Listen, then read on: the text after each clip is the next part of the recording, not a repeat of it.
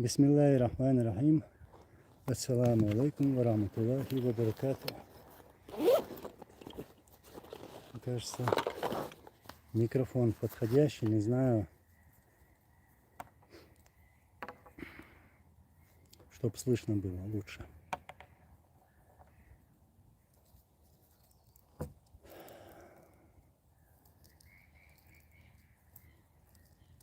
Так. Что-то долго я, да? Ничего, сейчас расскажу об интересных вещах.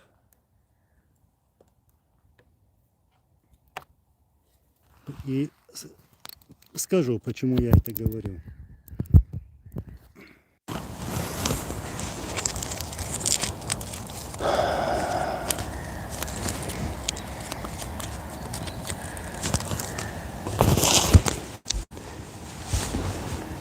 Поудобнее сядем. Место лучше. И я думаю, свет тоже нормальный для вас. Если нет, то добавим. И как слышимость? Напишите, Джагар Дудаев. Как слышно? Звук дикий. Хорошо. Микрофон не очень, но раз уж нормально, то оставим. И еще раз. Бисмиллахир-рахманир-рахим. Ассаламу алейкум ва рахматуллахи ва баракату. Я рад, что имею такую возможность сейчас вот перед вами сесть и разговаривать с вами, общаться с вами. Вот. И подумаю, сейчас посмотрю ваши вопросы. Надеюсь, связь тоже нормальная. В общем, я сейчас в Норвегии. Я сейчас возле озера Люттванне. Решил сделать такой эфир сегодня здесь. И даже сказать, где я нахожусь. Потому что мне скрывать нечего. И как я в прошлом и позапрошлом году говорил вот этим ушлепкам-кадыровцам, мы их не боимся. Не мы трусы, они сами трусы. Вот. И расскажу о швондерах тоже.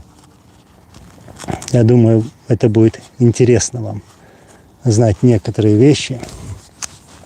Что происходит, по чьей вине все это происходит такое.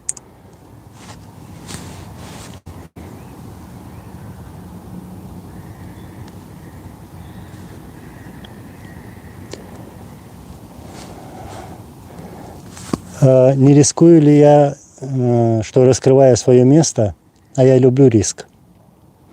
Вот в чем дело. Но извините меня, вот эти Кадыровы, там, всякая другая шелупень, там, говорили о нашем мужестве. Вот. Даже вызывали этих ушлепков хоть куда, в любое место. Помню, в Берлине, в Вене, где только я так открыто не снимал, говоря, специально даже говоря о своем местонахождении, в Париже было, в Страсбурге и так далее. В Ницце было. Мы их не боимся. Ни их и ни тех, которые вот работают на них. Абсолютно ноль. Я еще раз повторю, я возле озера Люттванне. Это в Норвегии, в Осло. Так что вот такие дела. Если есть у кого какие вопросы, то даже пускай приходит сюда. Такие дела. Но я видел тут, у кого-то был вопрос. Я посмотрю с другого телефона.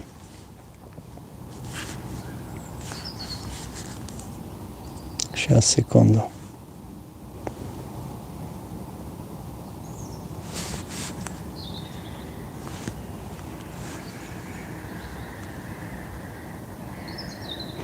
Ну, даже, знаешь, с Кадыровым все понятно, брат Муагид. Это трус. это самый настоящий трус, который вот как бы показывает вот эту свое мужество, находясь за войском, за такой армией, там, российской армией и теми, кто с ним рядом находится. Ну, ему тогда несложно говорить о мужестве, говорить именно, но самого мужества у него внутри нет. Это настоящий трус, это лицемер, это подлец, это предатель. Вот. Но есть и другие, которые ходят среди нас, но имеют связи вот с этими трусами, с кадыровцами и так далее. Кто-то в открытую работает на них, кто-то работает и на других, но проводят одну работу против нашего общества, против единения, против нашего государства. Вот кто нам не позволяет, вот, чтобы мы встали на ноги. Чтобы мы встали на ноги.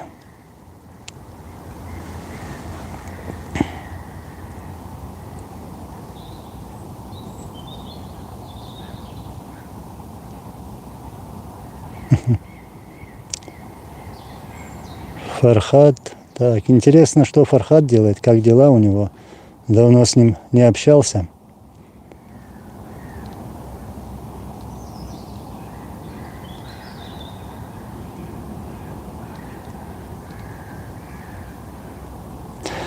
Император, так, Ваша, как считаешь, в итоге своих поездок по Европе, сколько чеченцам ждать революции в сегодняшнем положении? Ну, знаете, я не живу фантазиями. Я люблю реальность. Я к любому вопросу подхожу справедливо. Нам не позволяет этого сделать, чтобы была какая-то революция. Именно этого они боятся, эти Кадыровы и там разные марионетки Кремля. Они боятся этой революции. Вот. Поэтому среди нас есть такие швондеры, которые прикрываются идеей Ичкерии, вот, прикрываются нашей идеей, прикрываются именами героев нашего народа, поднимают этот флаг наш, флаг Ичкерии, и заявляют, что они там думают о народе, работают для нашего государства, хотя они делают все, чтобы не было у нас единства, чтобы до конца вот добить наше государство. Мы прекрасно знаем, что все наши лидеры, начиная от наших президентов, там, также все наши амиры были убиты во время войны. И все, что у нас осталось, память о них, Алазут, Обал, Дуэльсер, а также, скажем, само название. Но среди нас есть такие швондеры, всякие самозванцы и аферисты, которые прикрываются вот этой идеей, и которые делят наш народ и делают все возможное, чтобы разделить нас, и чтобы мы никогда не объединились. Вот что сегодня происходит. И поэтому такими путями, вот именно этим, то, что сегодня у нас есть, мы не сможем дойти до революции, до деоккупации нашей земли. Там, ладно, я не про врага говорю сейчас, а я говорю именно вот про этих провокаторов, про всяких мерзавцев, которые возомнили из себя там, не знаю, там, лидером и так далее.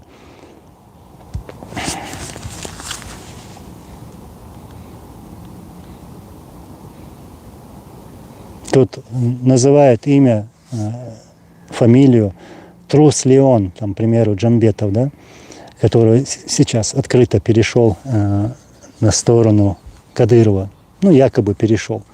Это бывший и настоящий закаевец, я так считаю. Я так считаю. Я буду сейчас все это открыто говорить. И ничего там, никакие связи не прекратились. Насколько я понимаю, насколько я анализирую вот это. И всякий предатель является трусом. Это трусость, когда какой-то человек проявляет вот эту трусость. Subscribe and like. Маждова. Трусость, лживость не присущи мужчине. Да, трусость, лживость, вранье, лицемерие, непридерживание к справедливости. Это не присуще не только мужчинам, но и всем остальным. Человек, если он на самом деле настоящий человек, если он мусульманин, если он чеченец, то должен иметь вот столько хотя бы каплю сабра, терпения, придерживаться вот этой справедливости, проявлять вот эту справедливость всегда и во всем. Вот что я скажу. Нельзя никогда спешить. Вот. А трусость, трусость мы не проявляем и не проявим никогда. Враг, не враг, мы его никогда не боялись. Вот. Если бы боялись, я бы сейчас не называл бы там место, где я нахожусь, и никто нас не может сказать что-либо. Subscribe and like. Мир несправедлив. Да, мир очень несправедлив. Мы живем в такое время, в тяжелое время, где люди относятся несправедливо, не имея вот этого терпения, падая в самый низкий уровень, совершая самые подлые и низкие поступки. Я сейчас расскажу про подлость, я расскажу сейчас про провокаторов. Знаете,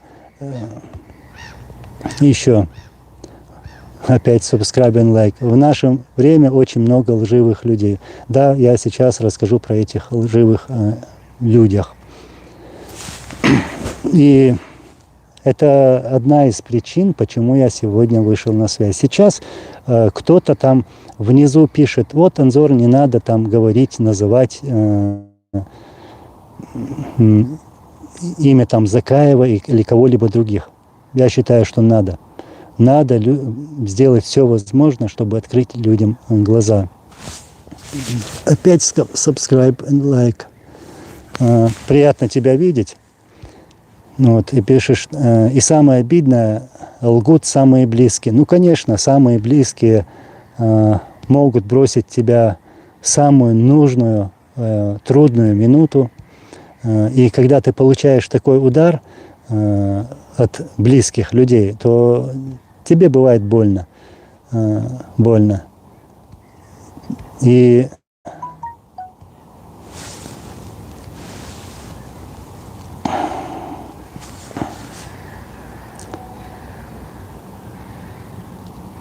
начну с себя.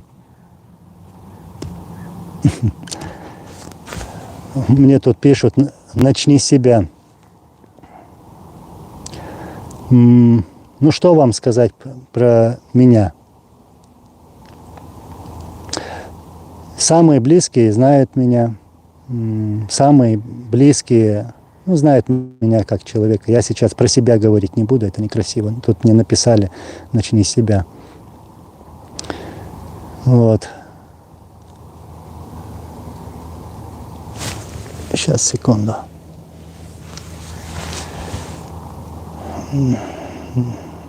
Да уж. Subscribe and like. Было интересно зачитать твои вопросы. Если у тебя еще есть, то буду рад ответить на них. Конечно, самые близкие всегда наносят сильный удар. Но, альхамдулилlah, мы не из тех, мы не из таких. Если кто-то так думает, то человек просто ошибается. Так, Чечения. Так, Анзор, ты против Закаева или врага? Знаешь, Какая мне разница, враг или тот, который работает на этого врага? Какая для меня эта разница? Тот, который работает на этого врага, для меня тот же враг. Так что работа кадыровцев, работа закаевцев – это одно и то же. Только недостойные будут опускаться на уровень оскорблений, на уровень лицемерия. Вот. И я вижу это с двух сторон. И я это вот так соединяю в одну сторону. Для меня нет никакой разницы. Зажив, забыл своего врага. Зажив, что ты имеешь в виду под этим? Я забыл, я про врага не забывал. Я о враге говорю больше, к примеру, чем ты, который ты сейчас задаешь этот вопрос. Ты сейчас задаешь этот вопрос под каким-то псевдонимом, а я тут сижу и говорю все как есть, от своего имени. Я всегда это делал, от своего имени. Я не какой-то там подлец или лицемер, который, прикрываясь каким-то именем, будет писать что-либо или говорить что-либо. Я тут в Осло, озеро Лютванне, сижу здесь один. Вот. По сердце ешь, сандейдуй, мостре бьются, цем бол беш бьются, шкобол беш бьются. И штрумду. Так что, к примеру, ты пишущий вот это, задающий вот этот вопрос, я тебе это говорю.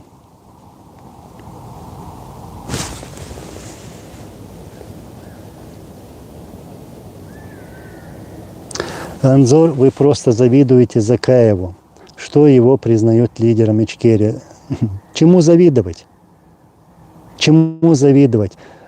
Анзор не крал деньги у чеченского сопротивления. Вам этого хватает? Похоже, что вам это не хватает. И я не буду вот таким завидовать никогда. Я буду завидовать тем нашим героям, которые были убиты во время войны. Я им буду завидовать. Но, валлахи, я не завидую тем, которые бежали от этой войны, которые позволяют себе оскорблять наших лидеров. Я вот сейчас скажу, о чем я говорю. Буквально недавно вот этот Закаев, о котором ты сейчас говоришь, говорит в адрес нашего президента, ну и, как вы знаете, моего отца. Он сказал, что Масхадов якобы не возражал и был за, что некоторые наши бойцы переходили под российский флаг, под флаг оккупантов. Видите, как он оскорбил и Масхадова, и движение сопротивления. Поэтому не надо мне это говорить. Не надо. Я никому не завидую. Я завидую только нашим героям. Аллах газет кобал дальсер.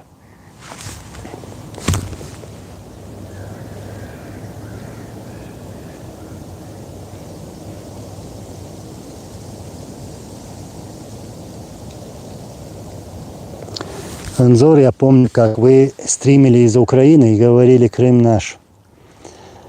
Приглашали Кадырова туда. Ну да, я там в Херсоне был, в других местах. Да, действительно говорил. И да, считаю, что Крым это Украина, это не Россия. Вот этого пса, да, я приглашал, я говорил прямо, что вылезай из заправки, приезжай хоть куда, даю шанс для встречи.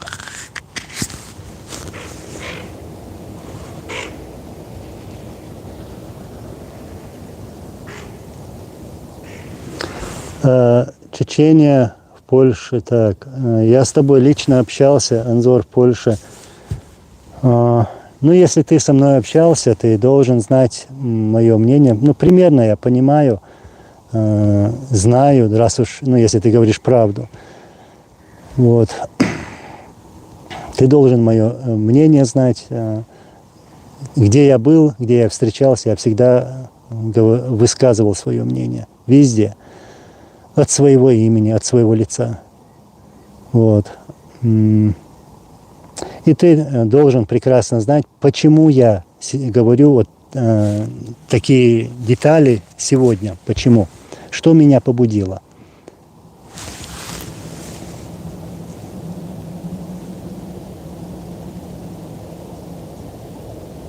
Что надо нам сделать, что будет хухил долу, хохунах брат. Дейла кайр хум халит дитам цадут кайр. هل ناخ بيع شيء هل إشتوي وش إشتوي هل تكبيخ وشيء تق تير شعبو كان تقيد شيء هوش حقر شيء هوش حقر شيء وست موست خيل بيخ بلت عش بورشتان قخو آل ديزس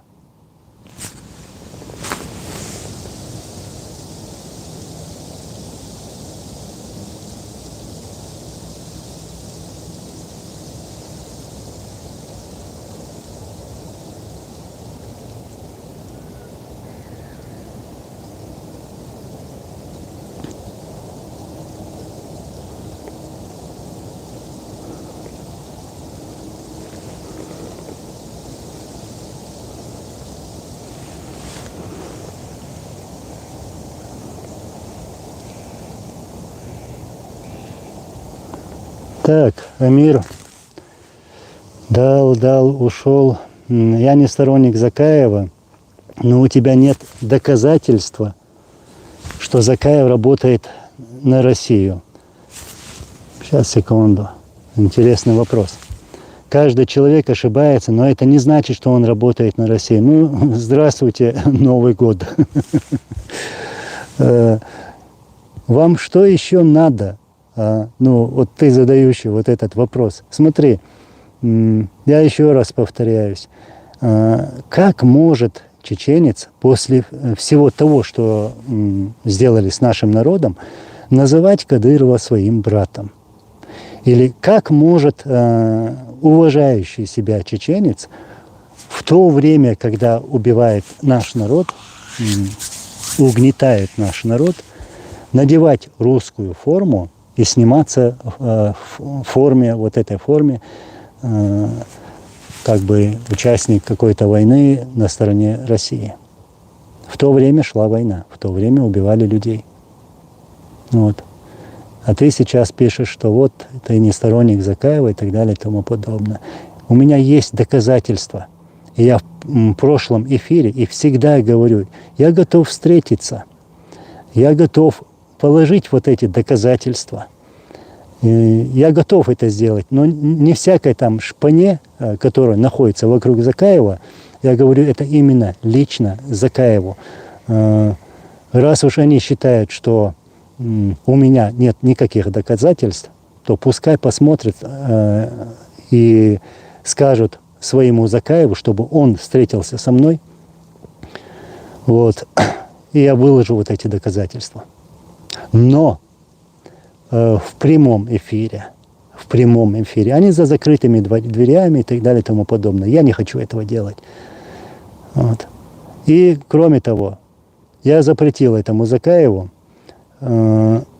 называть имя, фамилию нашего президента, ну, потому что он является моим родным человеком, и поэтому я имею такое право сказать вот это, высказать вот это о запрете использования имени моего родного человека.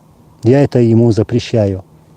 И я это сделаю в такой форме, которая позволяет мне закон. Вот, посмотрим тогда.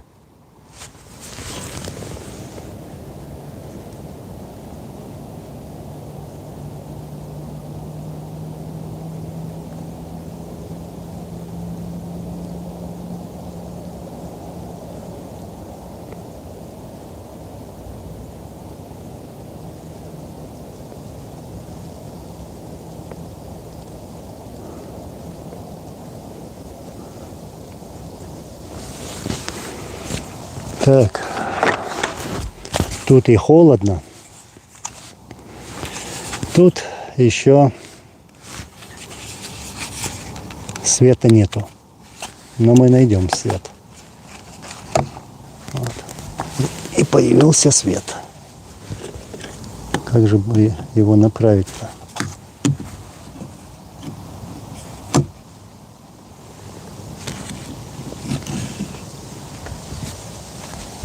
Так нормально? Ты почему не оделся потеплее, да? Так, Анзор, привет вам с города Хмельницкий. Кто из вас в чате знает про остров Ду, что он обозначает? Не знаю. Так.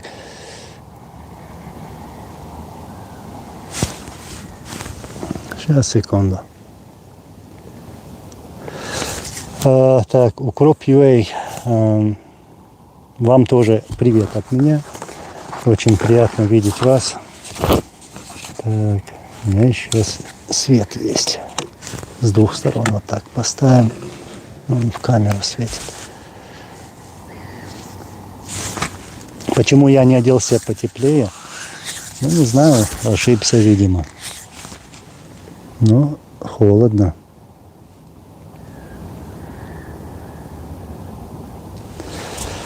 По-моему, никогда не будет борт между чеченцами, пока ты себя так ведешь. Как я себя веду? Как? Я говорю открыто, я говорю как есть. И кто мне запретит это говорить?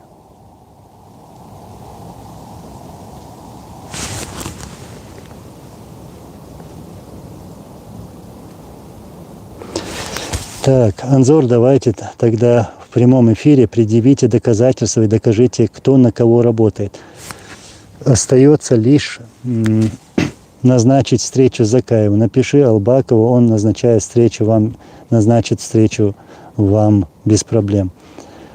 Пожалуйста, я готов к этой встрече и готов предъявить все свои доказательства по поводу того, что я говорил. Я знаю, что там до меня же тоже информация доходит. Я знаю, что там закаевцы говорят, вот у Анзора нету никаких доказательств, ничего нету. Нет, Анзор не лживый человек.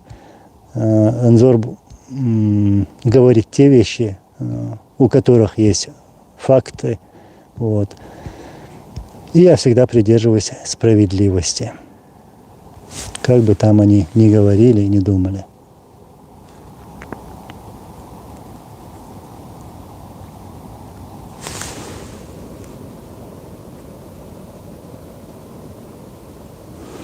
Анзор, вы претендуете на роль лидера чеченцев. Ну, это вызывает у меня улыбку. Нет, я никогда не претендовал, не претендую и не хочу претендовать на эту роль.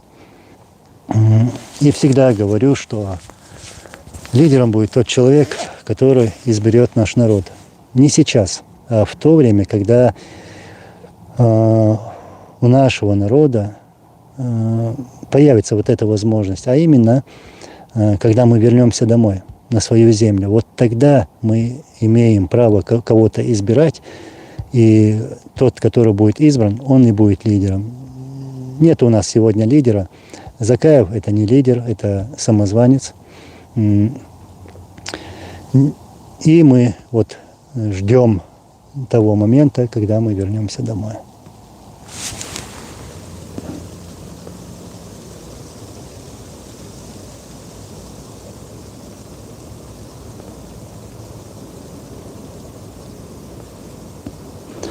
Анзор, как ты думаешь, у нас будет президентское государство или парламентское? Ну, я сторонник того, чтобы ничего не менять. Наши лидеры, которые были убиты в войнах, были намного умнее нас и мудрее нас.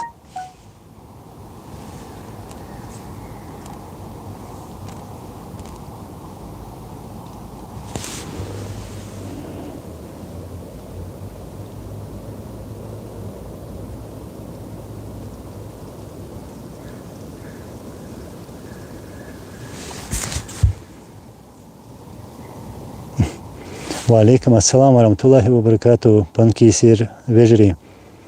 Аллах рейс хул яздална хасхит. Так, шудолча. Хилла усо. Так. Дукку вежри. Боуза бойзан сонцега. Бойзан хазахит. Аллах рейс хул. Массера дольце. Аллах хазит кобл. Вот. Ну, я сейчас продолжу. Костер, что ли, разжечь, да? Да. Сегодняшние вот эти эфиры не просто так. Меня действительно вот побудили вот сделать вот эти эфиры, некоторые вещи. Мерзкое поведение вот этих закаевцев. Я сейчас расскажу предысторию. Были моменты, когда были нападки со стороны кадыровцев, Кадырова и всяких других предателей чеченского народа. Да, на моих родственников давили. Особенно делали нападки на мою мать, у которой последняя стадия онкологии. Вот. Были нападки с их стороны. Потом уже к этому подключились закаевцы. Я в то время этого не знал. Я не думал, что это они. Позже начали, вот, они сами начали выявляться. Вот. Я не буду называть имя того человека, потому что это не в моем менталитете. Ну, человек, который вернулся в оккупированную Ичкерию из Берлина, потом поехал обратно в Берлин. Ну, вы знаете, о ком. Были нападки от этого человека. Потом подключились другие, тоже закаевцы. И с прошлого года, как моя нога вступила на территорию Украины, закаевское окружение подумало, вот сейчас они там теряют власть, хотя никакой власти у них нету. И они замешкались и начали активно проводить грязную работу против меня и моих близких. Вот когда активизировались вот эти закаевцы. Да, я терпел. Да, я ничего не говорил. Я это, имея вот такое терпение, проявлял вот это терпение. Потом появились такие курочки, ну, такая парочка есть. Они сейчас, кажется, в Риме живут, раньше жили в Праге. Да, мы там некоторое время общались и так далее, и я достаточно хорошо узнал про них. Они открыли канал и начали тоже атаковать меня, пытаясь дискредитировать вот перед вами, перед людьми. Потом подключились другие такие личности, как там Хачукаев, там Тарамов, Абдурсаков, и еще кто там был. В общем, не помню. Еще один там, один подлец из Финляндии, вы его знаете, Муса Ламаев. Вот. Начали записывать разного рода видео, что я якобы работаю на ФСБ России, не имея никаких доказательств, ничего абсолютно. Да, у них нет никаких доказательств. В то время, в прошлом году, когда я находился в Киеве, я звонил этому Тарамову Майрбеку. И вот так открыто сказал: Майрбек, почему вы делаете вот эти нападки? Он мне говорит, потому что ты говоришь разные вещи про Закаева. Я говорю, я ничего плохого в адрес Закаева не сказал, имеется в виду, никаких оскорблений не было. Я сказал то, что есть. Я сказал, что он никакой не лидер, что он никакой не главнокомандующий. Вот что я сказал.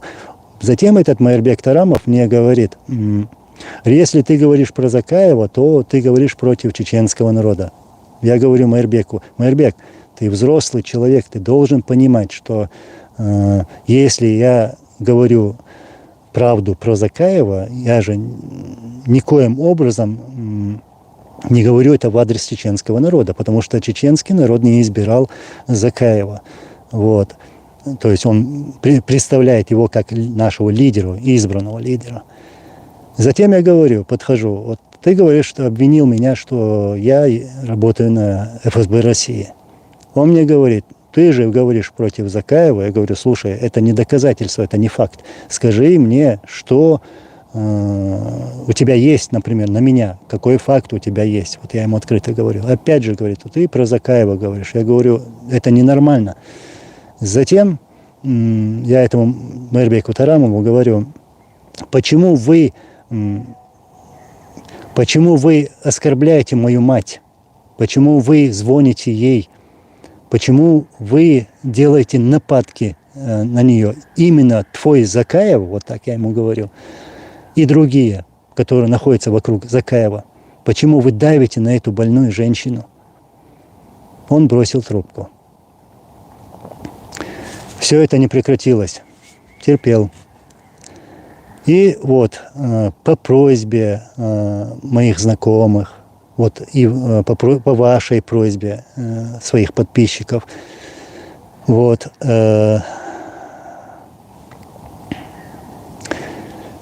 я пришел к тому, что понял, что надо говорить правду. Я все это время терпел. Там закаевцы сейчас говорят, вот, мол, Анзор какое-то время ничего не говорил и так далее. Почему раньше не говорил, почему сейчас начал.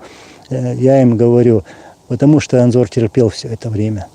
Потому что Анзор все это время на что-то надеялся, что что-то изменится.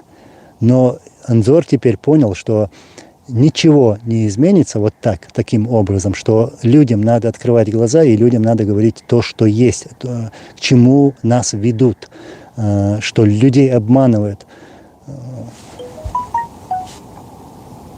Вот. И вот эти нападки продолжались в самой отвратительной форме. Скажем, они создали такие группы в соцсетях и так далее, начали совершать разные нападки.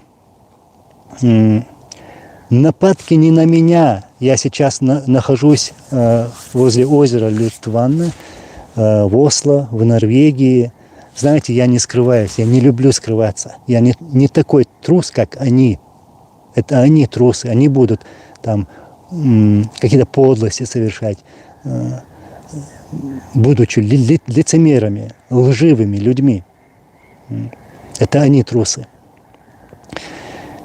Вот. И эти трусы, вот эти закаевские трусы, начали совершать нападки на женщин в моем доме, я так скажу. Мой менталитет не разрешает больше говорить. И воспитание тоже. Доставать мать и других, там телефонные звонки, всякая писанина, всякие комментарии и так далее, в самой такой оскорбительной форме. То есть начали воевать с женщинами, а не со мной. Почему-то не со мной. Если у них есть какие-то претензии, то они же должны с меня что-то спрашивать, должны искать со мной встречи, там, делать какие-то разборки, там, ну, они же называют себя мужиками. Хотя на них даже если надеть юбку, извините меня, то и женщин тоже оскорблять не хочется. Вот что из себя представляет Закаевский круг. Я не говорю о всех. Там есть достойные люди, там есть хорошие люди, но они прекрасно знают, о ком я говорю. Так вот, что я еще хочу сказать. Если Закаев решит встретиться, я готов достать, показать, предъявить, или как это говорится, все факты, которые есть у меня. Но я также еще предъявлю. Я сделаю предъявление. Покажу то, что у меня есть на них. Что именно они совершают меня нападки, именно они меня вынуждают и вынудили вот сейчас говорить про все это. Мне самому сейчас неудобно перед вами вот это говорить. Я это говорю, чтобы они это слышали, и чтобы люди знали, кто они на самом деле, и чего они хотят, к чему они хотят нас привести. Вот моя цель. Нет у меня другой какой-либо цели. Абсолютно.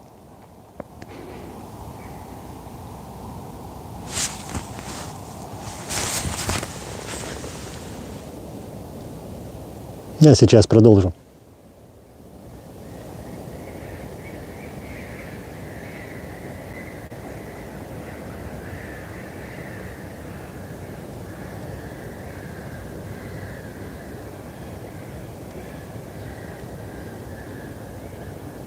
Сидан Адаров, Анзор, с тобой бесполезно воевать. Да, бесполезно. Меня не сломать, меня ничто не сломает. Они не сломают.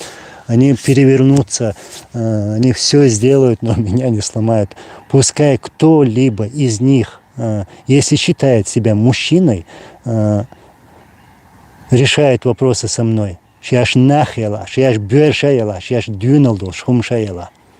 Ирлуасер, шияш нахела, сюец хумш касди, шияш бюршаяла. Хакарчи.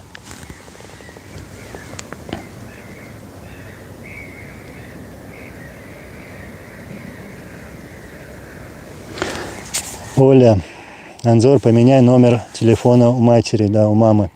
Закроем выход на нее. Какие же они люди, без стыда и совести, ты говоришь, а мне стыдно. Мне самому неудобно говорить про все это. Да, я терпел. Я терпел все. Но сейчас я не остановлюсь. Я не остановлюсь. Я им укажу место. И сейчас, чтобы не тратить свои нервы, не тратить свое время, я имею полное право, чтобы закон этот решал. В какой-то день Закаеву или постучат в дверь, какой-то там полицейский, не знаю, какой-то работник каких-то служб, постучится в дверь и задаст ему интересные вопросы. Или же позвонят. Вот там, мистер Закаев, can you please come here? We have some questions to you. Вот так вот. Я дойду до этого, я сделаю это, потому что у меня сейчас есть полное право. Они дали мне это право, они дали. А свое время и нервы я тратить не буду. Вот как мы сейчас будем разбираться.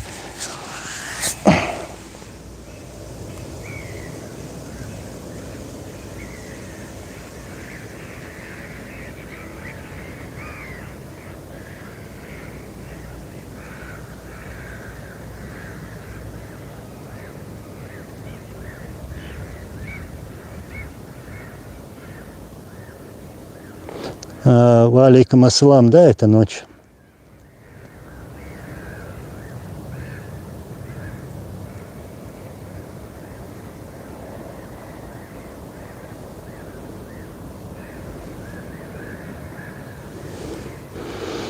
Subscribe and like, мир, иди лесом, поняла? Кого-то послали. Скорее всего, да, видно, что заслужили. Правильно. И еще, я сейчас буду говорить вещи, о которых я не говорил. Холодно. Надо было мне костер тут развести, чтобы и теплее было, и красивее было. Далее. У меня было выступление в городе Страсбург, в ПАСЕ. И это выступление я сделал, как вы помните, от своего лица и от своего имени. Как следует, как надо. Потому что я имел на это право. И если надо будет, еще раз сделаю. И никто мне этого не запретит. Не получится. Просто не получится. Эти закаевцы начали там осуждать меня, что якобы я занимаюсь стукачеством и так далее, и тому подобное, там Ломаев выпендрёж устроил, человеку, у которого непонятно, где лицо, а где зад, извиняюсь. Вот. Доводят. Потом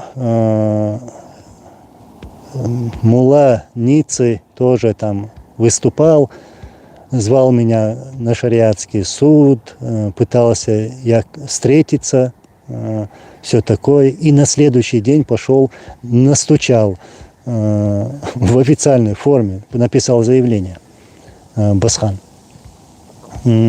Написал заявление, что, в общем, против меня написал полицию заявление.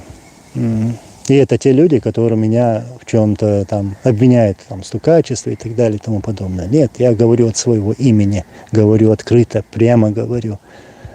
А этот Басхан пошел в полицию и написал заявление. Мне с полиции звонят, вызывают.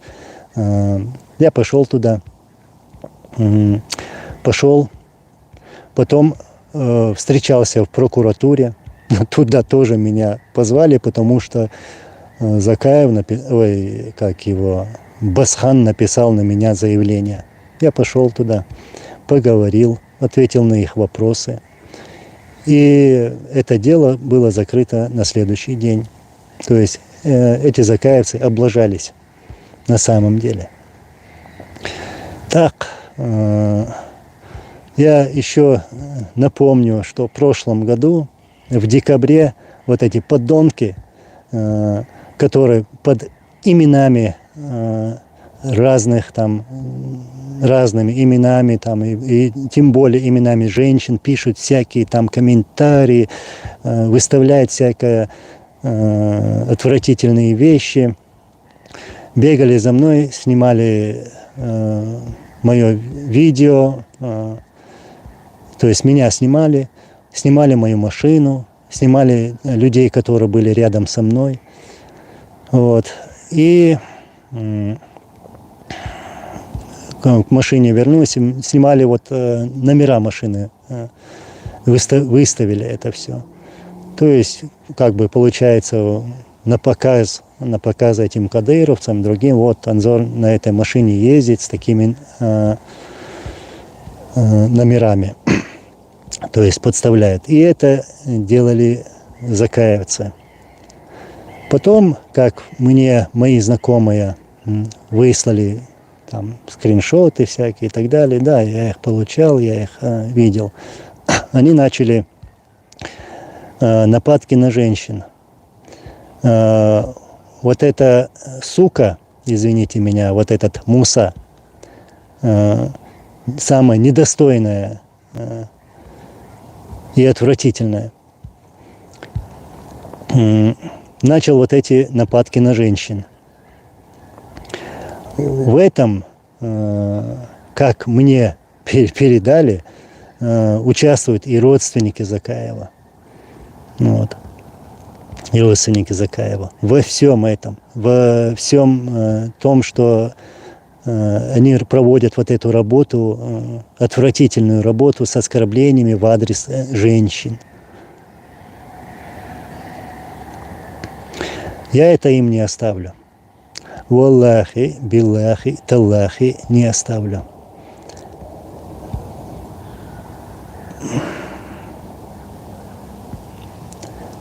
Люка, Анзор, ты не обращай внимания на провокаторы, шерстяная пыль.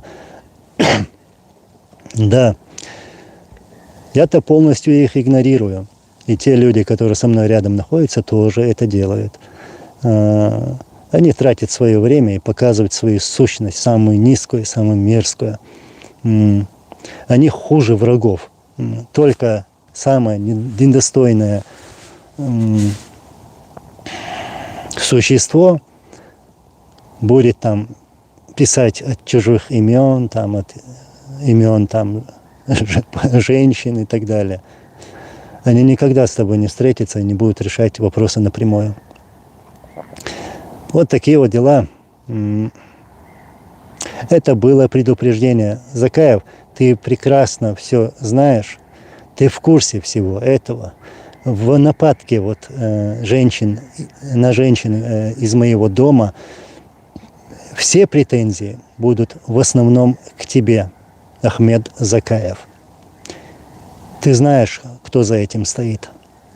И, как я сказал, в один прекрасный день тук-тук-тук или hello, can you please come here, we have some question to you. Это произойдет. Дуктях дойлешу. До схадинам, дуканер. Анзор, объясни нам, куда нас ведет к Закаеву. Ну, к тому, что наше государство будет полностью разрушено. Вот что я вижу, как я это анализирую. Под там разными идеями, там, предлогами, вот якобы протекторат. Я говорил про протекторат раньше, что это получается снять одни кандалы, потом надеть другие кандалы. Там называют Горскую республику, как такую идею. Хотя никто сегодня не имеет права изменять нашу идею. Изменять той идее, на которой были убиты, погибли наши герои. Если бы у них совесть на месте была бы, они бы сегодня не выступали бы вот с такими заявлениями. Кстати, тут бывает пишут, вот там Закаев единственный, кто остался, единственный достойный, который остался. Пишут такое, а что, других достойных в нашем народе нету? Это что за оскорбление? И еще говорят, что он такой политик, самый умный, самый дипломатичный и так далее. Я скажу насчет умности. Умный чеченец не будет называть войну, которую вели против нашего народа, чеченской войной. Он это делает часто. Это была не чеченская война. И это не чеченская война. Это русско-чеченская война. Русские напали на нас. Это русское государство напало на нас. И самое правильное название – это русско-чеченская война. Так же, как нельзя называть сегодня украинской войной. Украинцы там между собой не воюют. На них напал агрессор, напало целое государство. И это государство носит название Россия. Поэтому, следовательно, эту войну следует называть русско-украинской. Вот. И умный чеченец, как я сказал, не будет вешать тот ярлык, который вешает нам русский оккупант. Правильное название – это русско-чеченская война.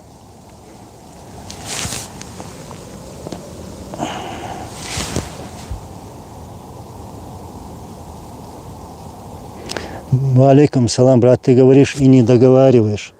Можешь разъяснить свои претензии к Ломаеву? К Закаеву все понятно.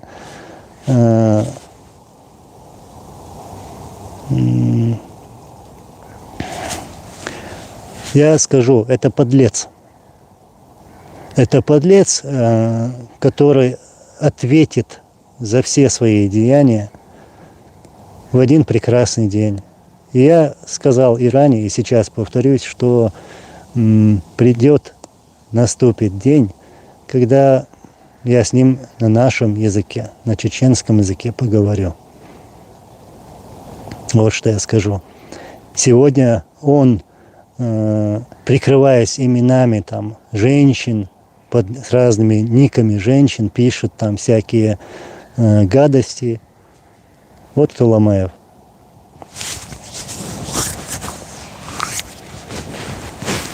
Да, холодновато.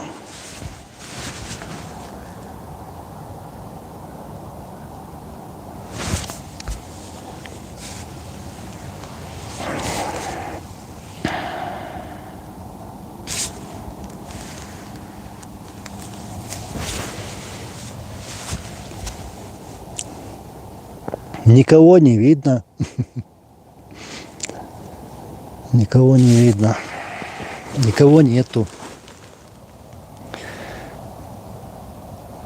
А я все еще тут. Кто поздно сейчас зашел, я говорю, Лютванне, Осло. Это озеро такое, Лютванне.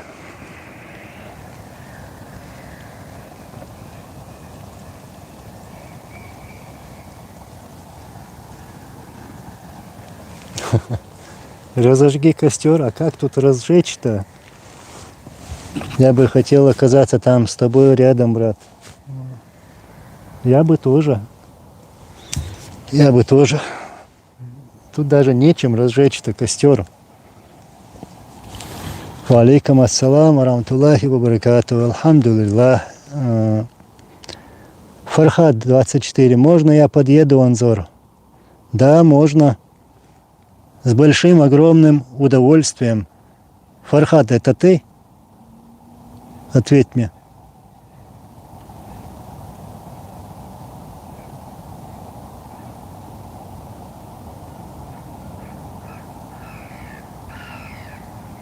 Привет.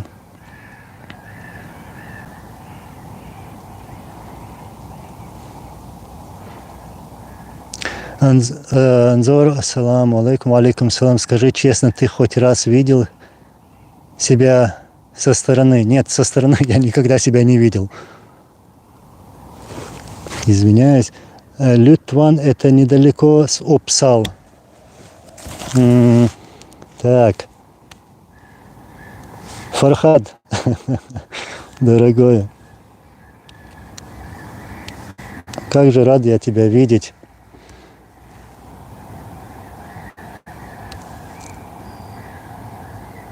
Но да, брат, я знаю, так, Лютван это мы, недалеко Опсал.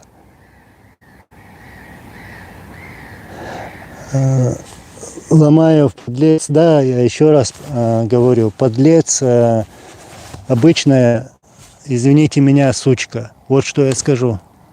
За все его поведение и за все, что он сделал. Он прекрасно знает, почему я это говорю. Сатыкачил бы, конец. Хакша Майрил. Так, Фархад, я ищу твои сообщения. Так.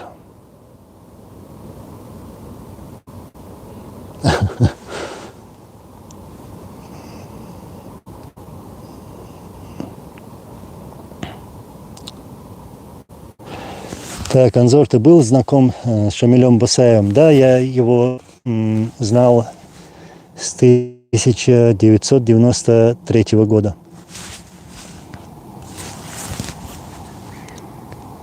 Фархад, ты едешь сюда? Пожалуйста, ответь мне.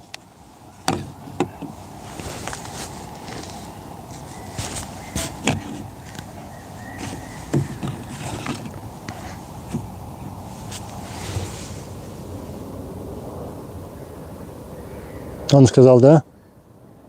Приедет? Сахатан жо плом, брат, вала нохчеву собор дела совыш. Саит раделла муацунас.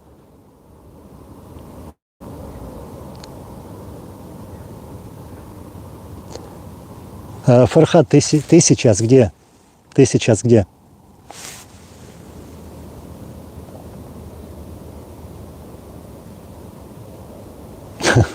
Да, я там, в Лютван.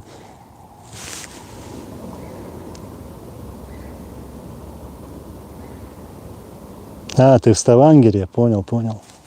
Да, далековато, брат, далековато. Мы бы сейчас этот эфир разогрели бы. Приезжай в Осло, иншаллах, встретимся. Я буду рад тебя увидеть, рад с тобой поговорить, узнать поближе. И я еще раз хочу это сейчас в эфире сказать. Мы должны быть благодарны Фархаду за его работу, за оказание помощи нашим воинам, чеченцам, которые сегодня воюют в Украине. Фархад помогал и делает все возможное, что есть у него в руках.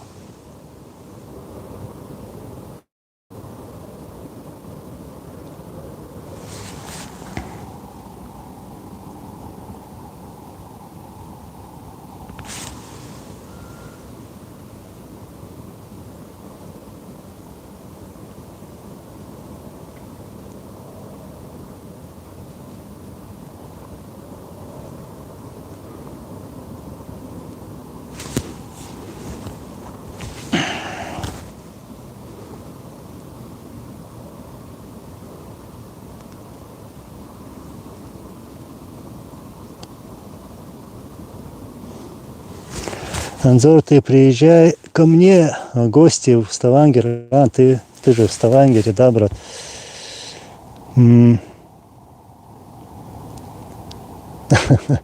Сайфуддин, нужны огонь, братья. Да, огонь нужен, огонь. We need fire. We need fire, my friend, my brother.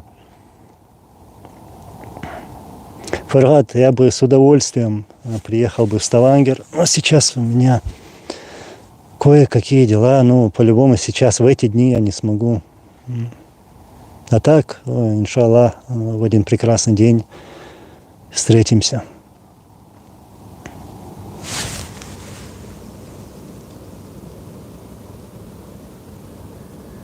Hilsen fra DK, так, Денмарк.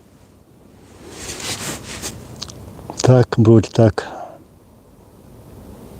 Анзор, политики Украины не знают, кто такой Закаев после Хусейна. Ты, скорее всего, про Джамбетова говоришь. Как Закаев появился в Украине, как я сейчас это вижу, многие чеченцы отвернулись от этой войны. Аллигатор, алхамдулиллах, дику. Фархат, пойдем на рыбалку и поход. Пойдем с большим удовольствием.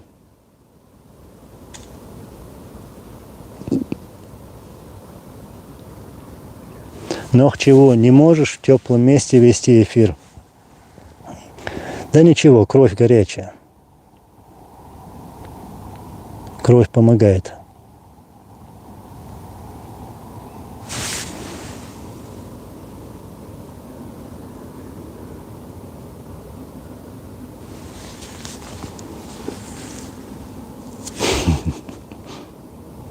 Анзор, можешь описать, каким тебе запомнился Шамиль Басаев?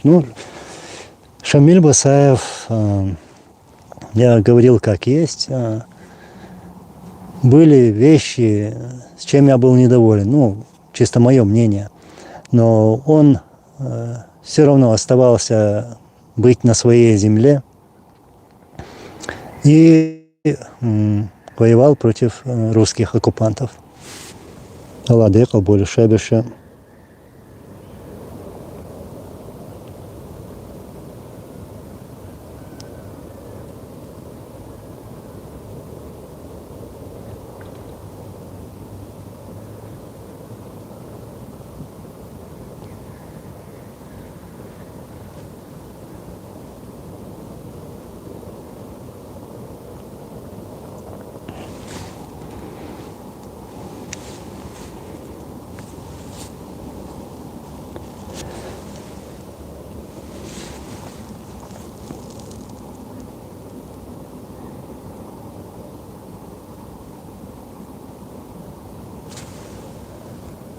Я читаю ваши комментарии. О чем я задумался? Об этих швондерах. Вот о чем я задумался. Просто никак понять не могу, как люди могут лезть туда, куда им не следует лезть. Вот.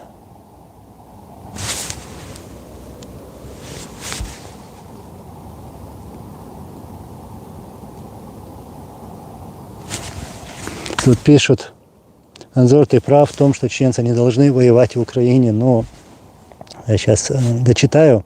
Чеченцев слишком мало, учиться и готовиться там, да, но не воевать, пишешь ты. У нас там много наших братьев, которые воюют против русских оккупантов, и мы должны делать все возможное, чтобы помочь им. Все то, что есть в наших руках.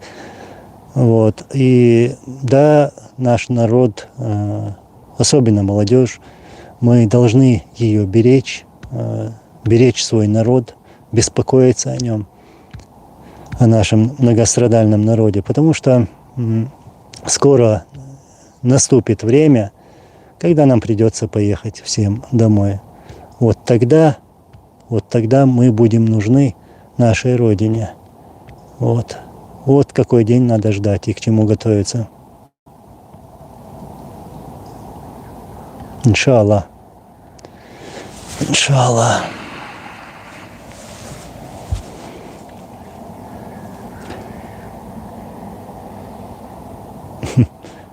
Марико, так. Анзор, почему вы находитесь в лесу и в холоде? Мне больно за вас.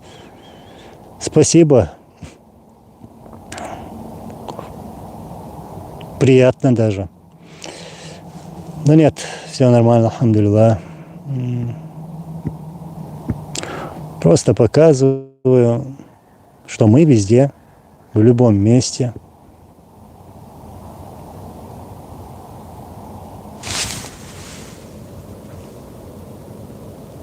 Анзор, ты пропустил мое сообщение вверху, карго, так.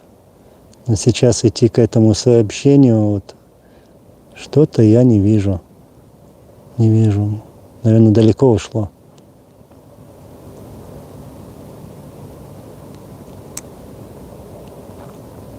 Но я не специально.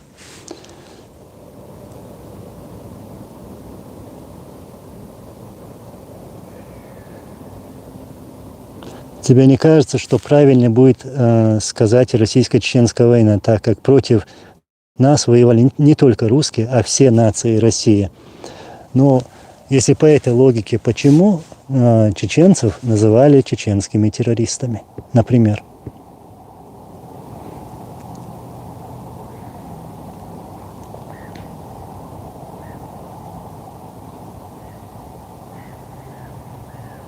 Поэтому мы имеем полное право называть эту войну русско-чеченской, потому что нам хотели принести русский мир, как сегодня пытаются принести его в Украину.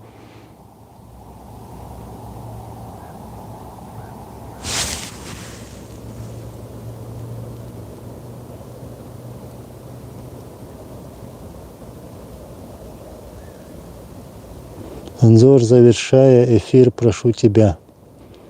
Зачем? Нет, нет, я останусь надолго. Анзор, хорошо, что ты сам по себе и никогда не откажешься от идеи наших лидеров. Никогда не откажусь. Ни под чем, ни перед чем, ни подкупом, ни чем-либо другим. Я очень любил и люблю наших героев, нашу идею, наш народ. Вот.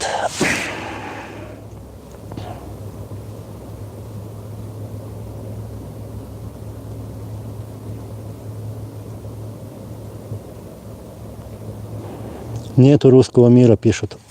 Да, есть один русский мир. Ну, я к тому, что надо посмотреть, как они сами живут. Ну вот. Когда другие страны там развиваются, а эти с места сдвинуться не могут. Вот их мир.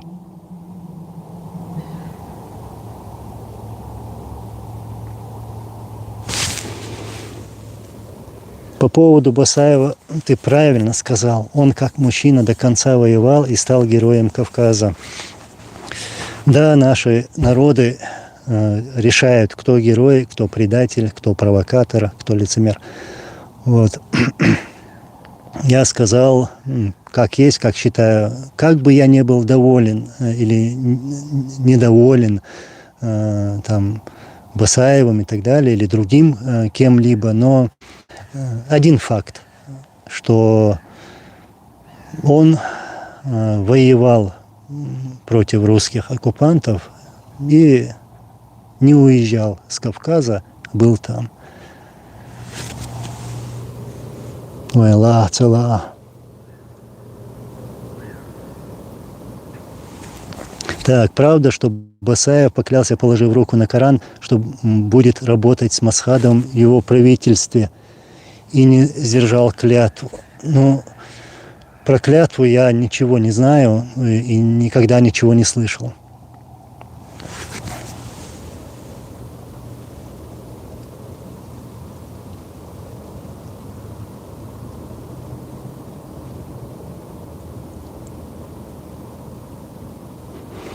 Анзор, хотя бы термос с горючим горячим чаем захватил с собой. Да, было бы хорошо, наверное.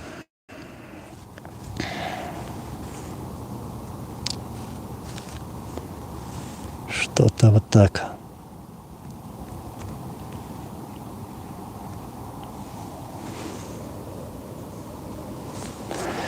Ва алейкум ассалам ва рахматуллахи ва баракату. Месть. Ты самое интересное пропустил.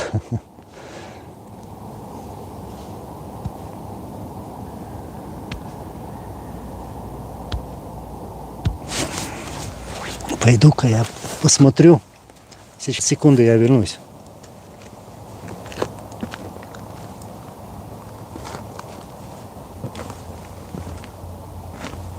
Вот.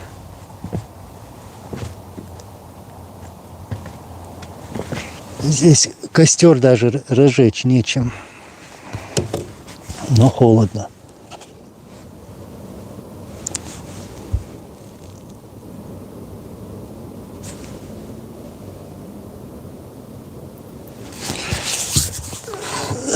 Закаев, от Кадырова в Европе.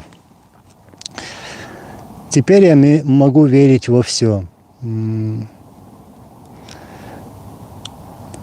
Могу верить во все. И я даже готов ко всем подлостям с их стороны, после всех их действий. Но я их накажу. Накажу. Процесс начался. Какое-то время я терпел.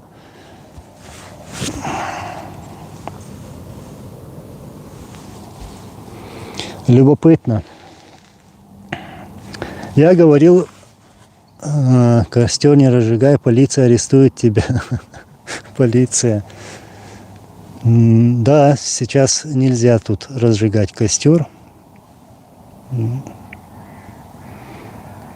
такие законы. А мы законов вот придерживаемся. Кстати, месть, да, я сейчас говорил про Закаева, там про их все движения, как они писали на меня заявления в полицию. У меня все это есть, копии есть. Вот, как они и каким способом делают нападки на моих родственников, на близких, кто это делает, кто за этим стоит. Вот. И они проводят такую целенаправленную работу по дискредитации. И я сказал, что какая разница между закаевцами и вот этими кадыровцами, если и те, и другие совершают нападки на женщин, там, на родственников, но никак не с виновником, там, по-мужски, как бы, понимаете. Вот. А у них вот так, это же даже не по-женски, вот.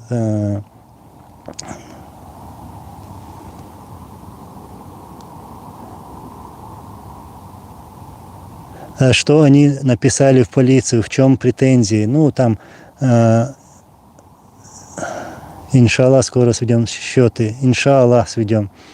А что они написали в полицию, в чем претензии? Нохчеву пишет. Они, то есть Басхан Мулла из Ниццы, тоже там снял какие-то пару видео в мой адрес, все такое. Ну, я сейчас не об этом.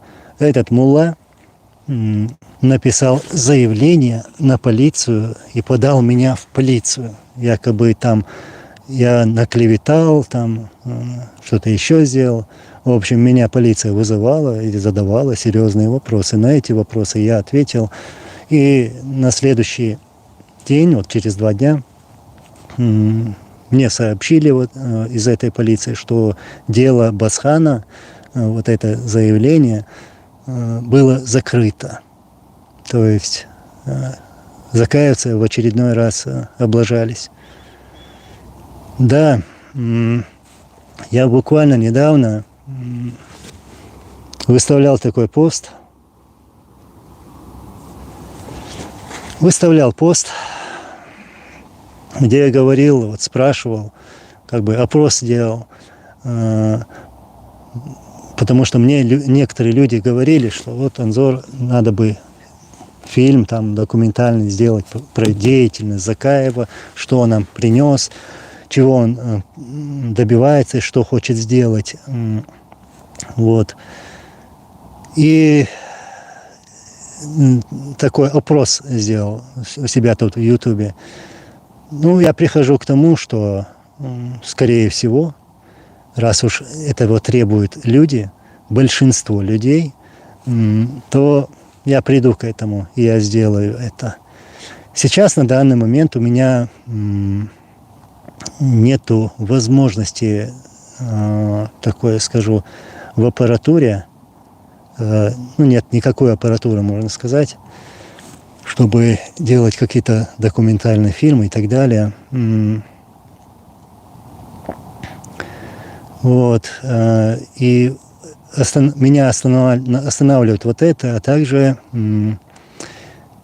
все-таки мне нужно подключить туда некоторых людей, специалистов, ну, в плане там юристы, по технике и так далее.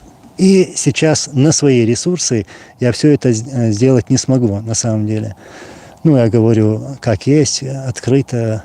Если раньше не говорил, то сейчас я это лучше скажу для общего дела. Вот. И как тут мне советовали, я здесь читал один комментарий, вот, который человек написал такой комментарий, что призывает других там подписчиков, призывает подписываться на Patreon. К примеру, ну, это финансовая помощь. Я сейчас о финансах говорю, потому что все это коснется вот этого. И техника, и подключение людей. Я хочу сделать этот фильм должным образом, в хорошем формате. Вот. И вот я скажу, кто заинтересован, кто может, чтобы подписались на этот Patreon. Я думаю, что вы знаете, о чем я, и кто может лучше описать или сказать, как все это делается. Было бы хорошо, если кто-нибудь это написал бы сейчас тут в комментариях. Вот, мне нужна будет и от вас помощь такая помощь. Эта помощь важна сейчас для этой деятельности, для создания вот этого фильма, например. И также у меня есть другая идея тоже по фильму. Хочу еще один фильм создать, вот над этим поработать. Но пока у меня такой возможности нету, поэтому я к вам и обращаюсь. Вот. Если вы заинтересованы, если вы можете, то можете подписаться на Patreon. Мне лучше вот так это прямо вам сказать. Да, мне неудобно. Других у меня как бы финансистов нету. Или как уже в последнее время шутят, мне Башир не звонил. Вот такие вот дела.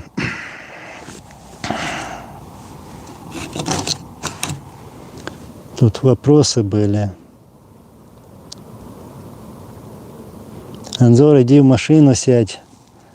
Оттуда веди эфир, тебе потеплее будет и нам получше, а то неудобно получается, мы в тепле, а ты мерзнешь. Да нет, ничего.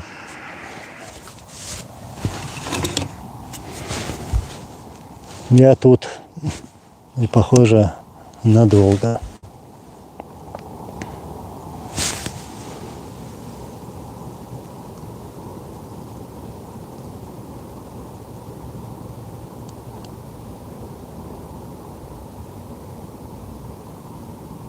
Да ничего, я подожду. Пишут, иди вправду, сядь в машину. Да ничего, все нормально.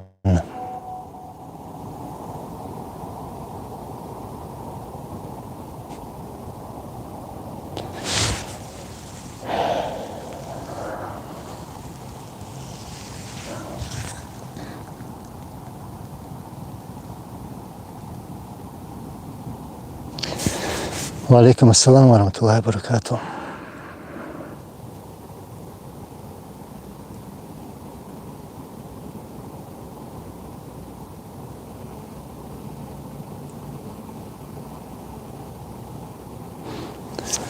Месть. Все, у кого есть честь и достоинство, и, конечно же, возможность, не останутся в стороне, помогут, иншаллах.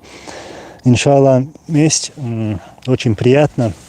Ну, я все это время не говорил, конечно же, это неудобный момент, чтобы вот так говорить, но это работа все-таки для истории, для нашей общей истории, и поэтому сегодня я вложиться вот это не могу, и вот этой деятельностью как бы продолжать ее без вашей помощи тоже не могу. Это тоже такой момент, который меня останавливает, как бы один из моментов. То есть неимение аппаратуры и так далее, и тому подобное. Все это надо обновлять, как вы знаете. В общем, такое дело.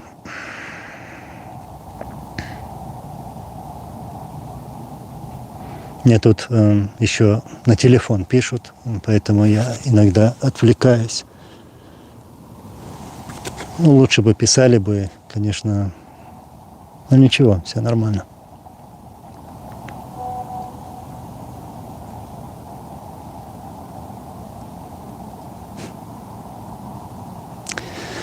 Да.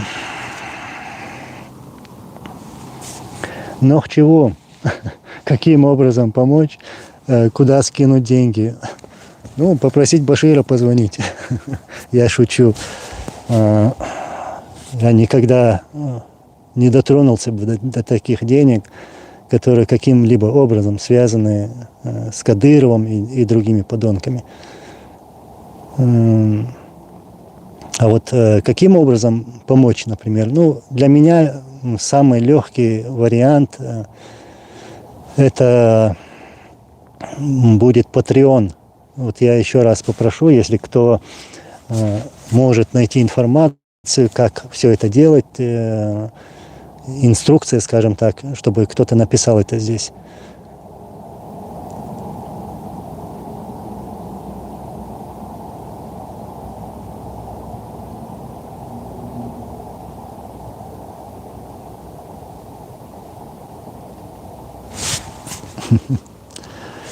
Анзор, куда монету дел, подаренный тебе Закаевым? Там была золотая монета, да. Я раньше у вас спрашивал, что с ней делать. Что с ней делать. И я потом скажу, что с ней произошло, а пока она у меня.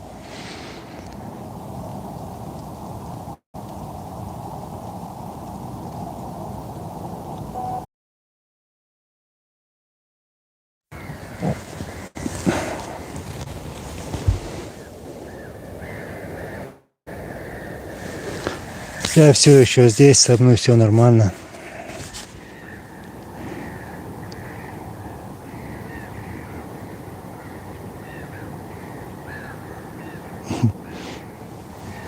Да, холодно.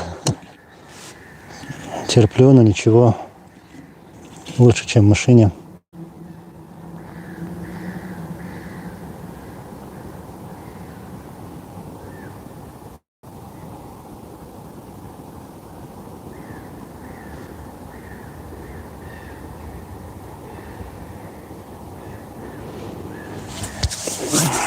Да, я здесь. Все еще здесь.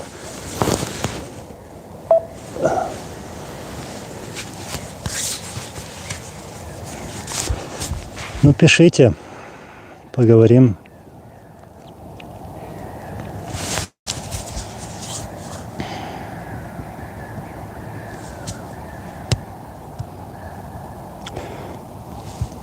Да, сегодня затронул такие темы, неудобные для себя темы. Зор, сиди, сядь в машину. Может, все-таки разжечь костер? Не знаю.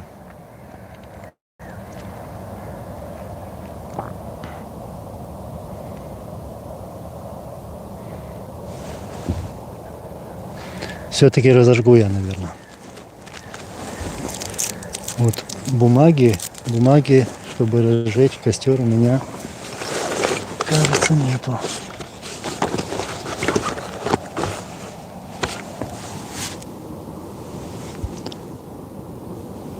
Анзор, ты действительно один там? А ну-ка, секунду. Со мной вот покажу. Никого абсолютно нету. Здесь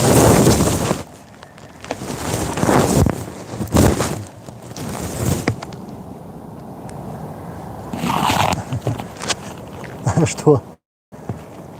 Что это такого?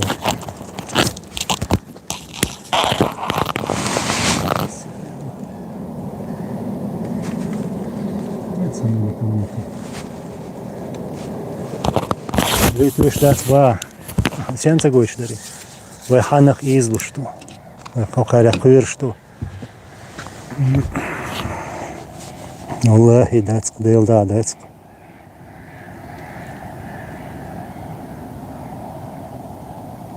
Анзор, так есть ли кто-то достойный из сопротивления? Насчет достойных, это уже вам решать, кто стоит на правде, кто стоит на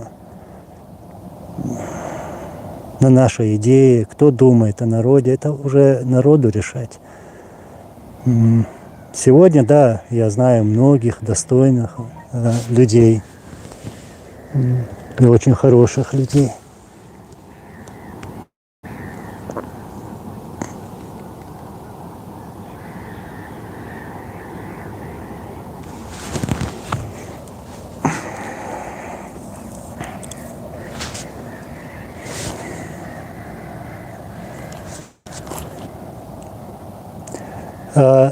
Сайфуддин, так, my brother, wait. I need to get you a swagman roll. Perfect for a night like that. Can you please tell me what's that? I really don't know what you are talking about. Месть. Подлость Закаева безгранична. Ларлу шхил Аллах Алла швойха. Аллах рейс хил. Где-то Мацдари за декабре, в общем, на русском языке скажу. Мне тут советуют остерегаться Закаева, что они не подлые, что они могут сделать все, что угодно. Да, я это говорил в декабре. И я их смешивал с теми кадыровцами, потому что методы у них одни. Вот эти нападки с оскорблениями, там, попытка дискредитации наших активистов, это все их работа. И они делают это параллельно этим мерзавцам-кадыровцам. Вот. Они вместе делают. Какая разница мне тогда Закаев, какая разница мне, что Кадыров, если методы у них одни. Вот. Задашь себе, томба, шума моя, на самом-то деле.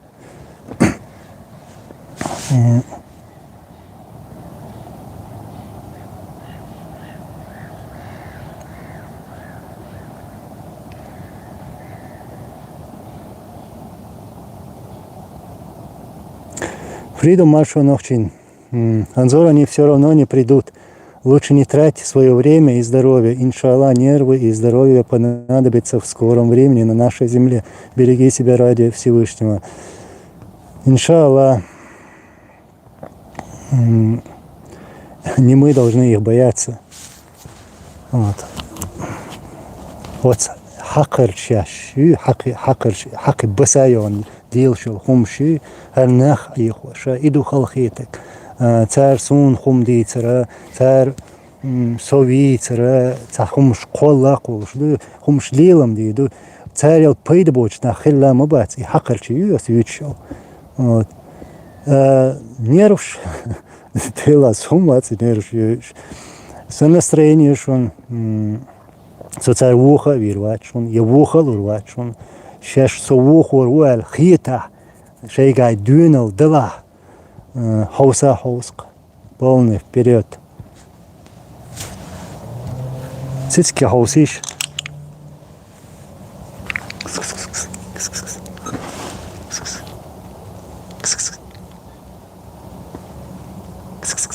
А долг пишу. Давай с цицком. С цицки дару. Хуза. Сунтеде на хайхлу штукуг. Кошка подошла и трется об ногу сейчас. Вон туда она отошла сейчас.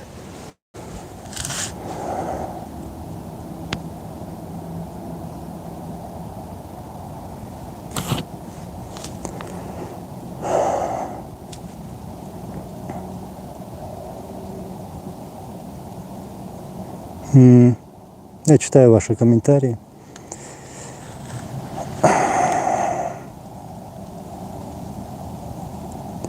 Анзор, хотелось бы узнать, что можете сказать про Хусейна, предателя, мерзавца. Мне действительно, мне очень жаль его родственников, его отца, который сделал такое обращение. Мне его жалко. А Хусейн, ну что, он выбрал себе путь. Пускай. Как же эта лампа неправильно стоит-то у меня. Почему-то никто не приходит. Никто не приходит. Что это? Почему это? Так, как бы мне зарядить вот это дело? Вот. Пошла зарядка.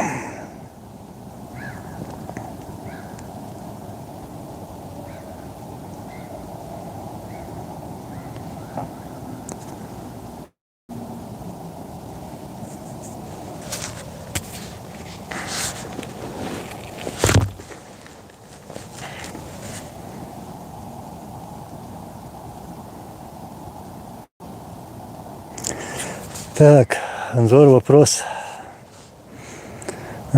Зелимхан Яндарбиев был избран народом или можешь объяснить?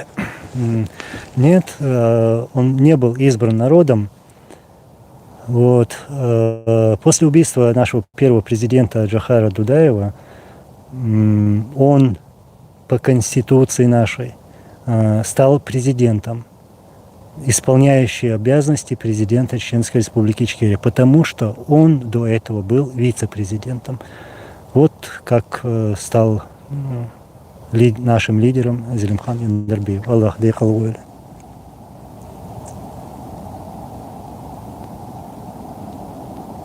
Анзор, будет ли гражданская война в России? Не скоро. Не скоро.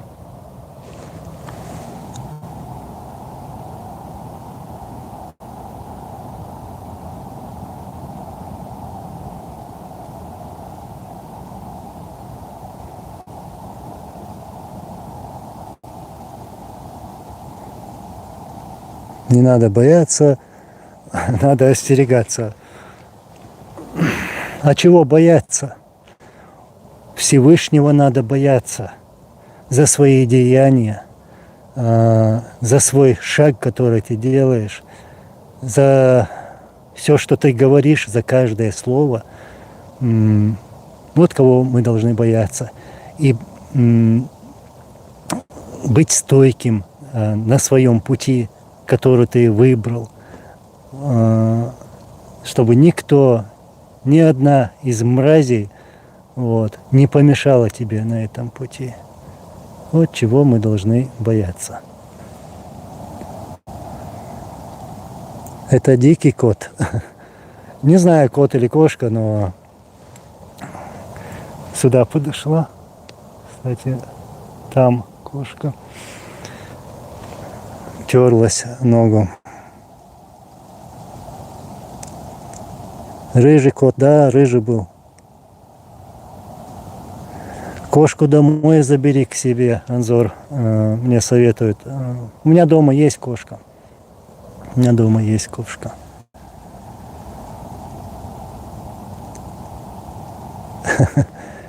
Сила, Анзор, ты любишь персик? Холодно. Сила, да, я просто обожаю персики, я очень люблю персики, очень.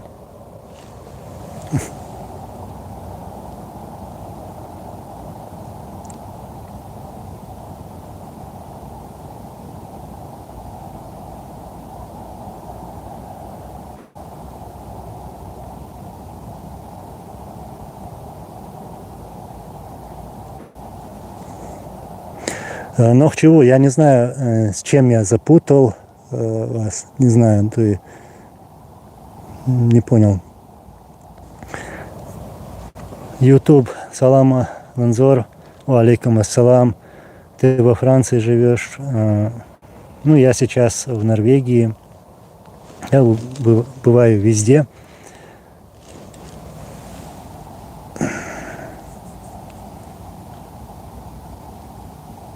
Джахар Дудаев, не жди их, брат, они волков боятся и в лес не ходят. Не ходят, не ходят. Вот что я хочу показать и доказать. Они недостойные люди, они никто, они ничто.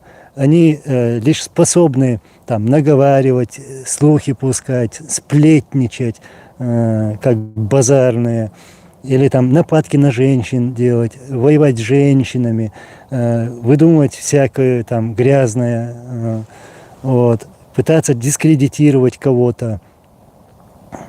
Ни на что, на мужское они не способны. Ни на что.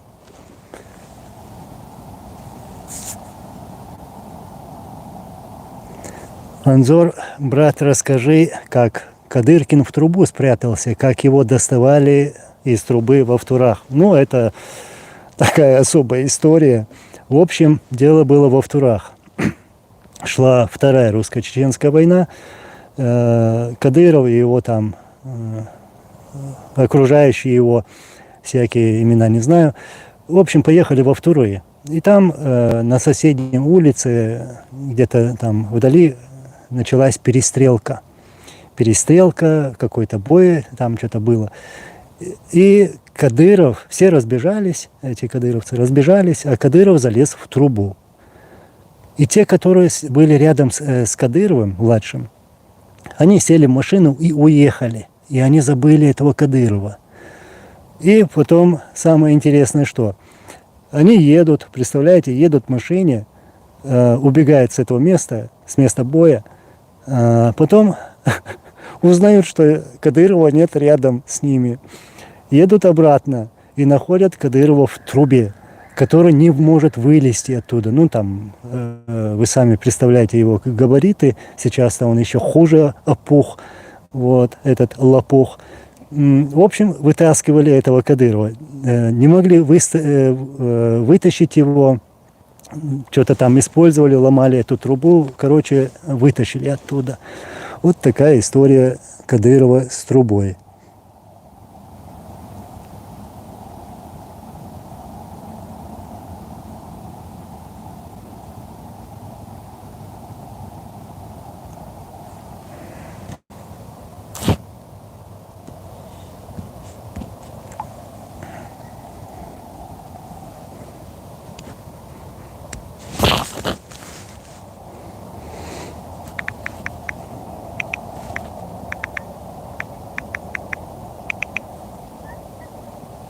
Ой, кошка пришла, кошка.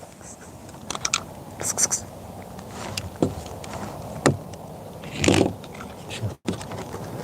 Чадова. Вот. Кс-кс-кс. Кс-кс-кс.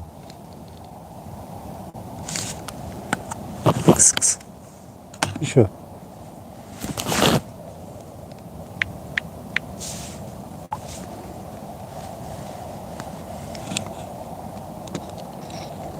Хадулок, Хадул. Давай согрею тебя, иди ко мне.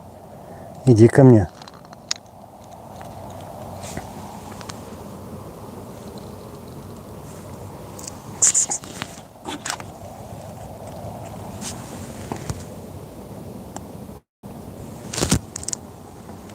Садержа, ну-ка.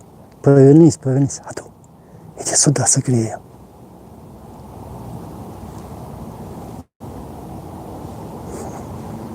Посмотрите на это чудо. Кажется, это она, это похоже, что кошка. Кс-кс-кс. Давай поглажу тебя, согрею. Иди сюда. Иди сюда. Зеленоглазая кошка.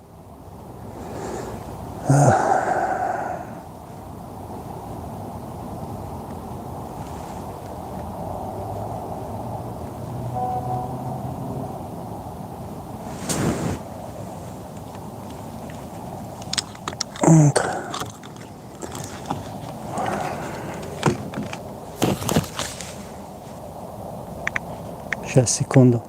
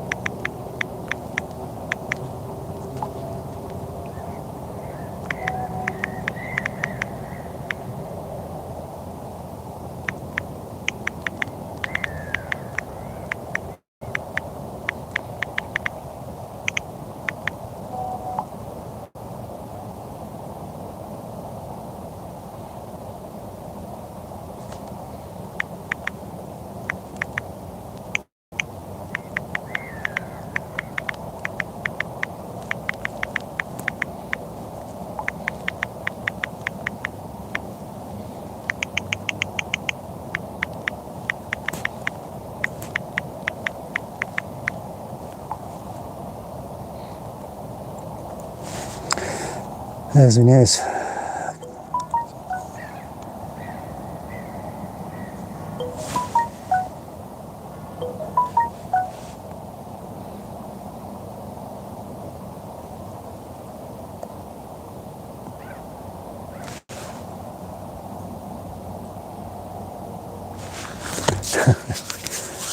Совет дабо.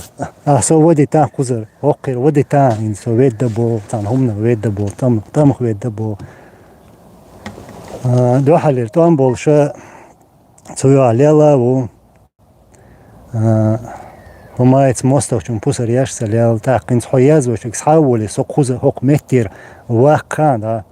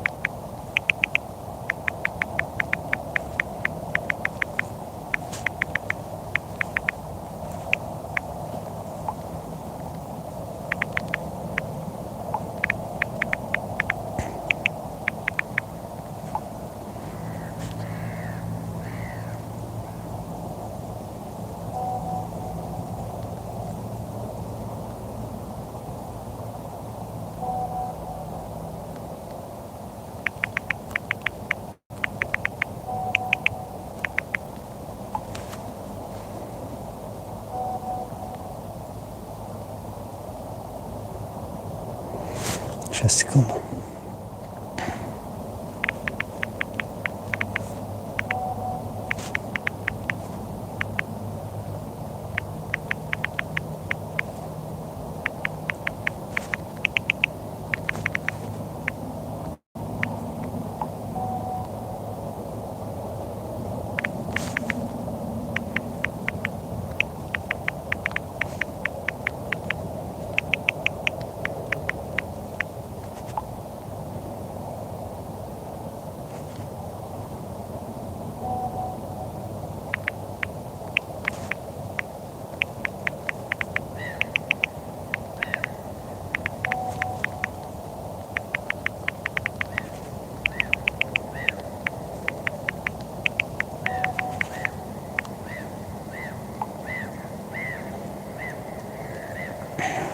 Я сейчас.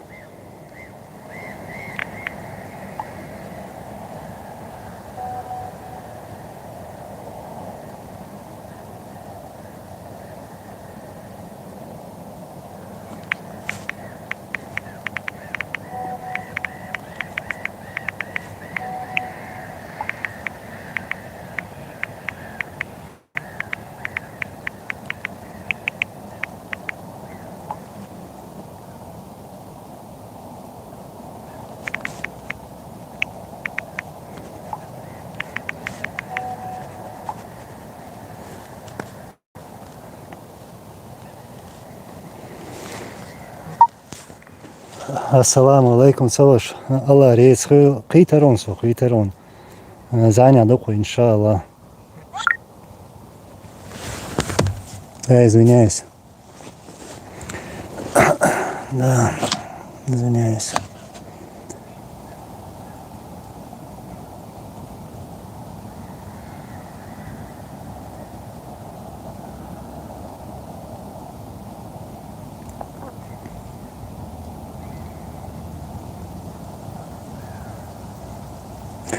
Тут пишут YouTube, Анзор, объясни, почему они не выдали тело твоего отца, что они делают. Но против нашего народа воевали и воюют варвары. Вот. И человек, который воевал с этими варварами, они назвали террористом. Вот. И судя по этой там, их логике, они там сказали, что тела террористов якобы не выдают. И, в общем, не выдали его тело. Не выдали. И по сегодняшний день наш президент, наш лидер не погребен, не похоронен.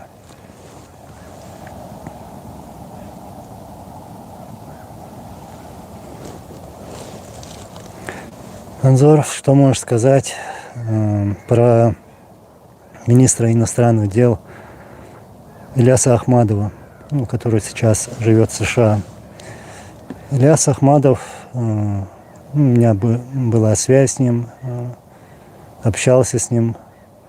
Я уважаю этого человека и тем, чем он занимался, его работой. Аллах рейсует. Огромное уважение.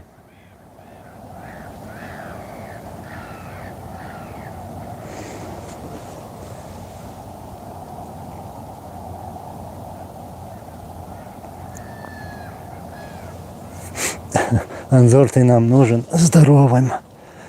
Ты сам понимаешь, они только на подлость способны. И те, кто в теме, тоже это знают. Возьми хотя бы теплую одежду, да хранит тебя Всевышний. Теплую одежду, да, не взял. Не взял. Я уже почти 2 часа жду, никто не появляется, никто не приходит. Что это такое? Я вообще недоволен. Кыннахам яйцарыш. Кыннахам яйцарыш. Абсолютно нах яйц. Я дихар наш яйц. Так вою бог, что хокай. Я her провокатор яц. Зудаш там бей.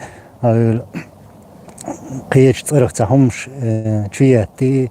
Ихум дабын. Орш бомабац. Her нах би аби. Ше хорш мажуашвеш. Буй хорш имаратчик. Буй хорш işte bu boşa 15 tüyüşe lil bu hoş az büyütür Zakayeviç bu Zakayevna dikha lilo что хума сянерш цунха хуш лило что цанхейнам цадицына сархумш так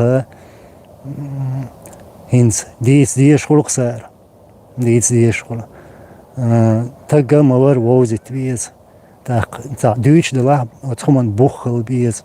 Так, ала мол дела, анзорига цар бух бац, ишта болтать я шволи, цар специально дүйч на цумшду. Анзорига бух бут, умерас халха элас его бух, Цузакаевга бос в прямом эфире гоуш қиеті. Хумдия, так, бух бубац, гойтер душун. Иттен йол телефонду, амадек баас, санени телефон яча, анзор сацви, анзор харди, вожди, ишон тажирует, яшсон, дагмадох, так, сон санан холч хваттинира, отздина, холч хваттинира, адицен дол хумшдуй, вот, мокшот, штана ашо, тяри стади, онкологию шо. И хумадит солдатсон, и се личный хум, что вас дюйташ, дейтам шорт хумдар. Так, халабех, ханах буй, хагергернах, и так, ламаеви, там, тарамови, и хумши, царь му хулил до, царь лерин дол хумша, вас дюйтар до хум. Хуна дюйтар до, хасанчуна дюйтар до, ца гош қитиш свецане, ца қитиш гош. Я хамца хитершун.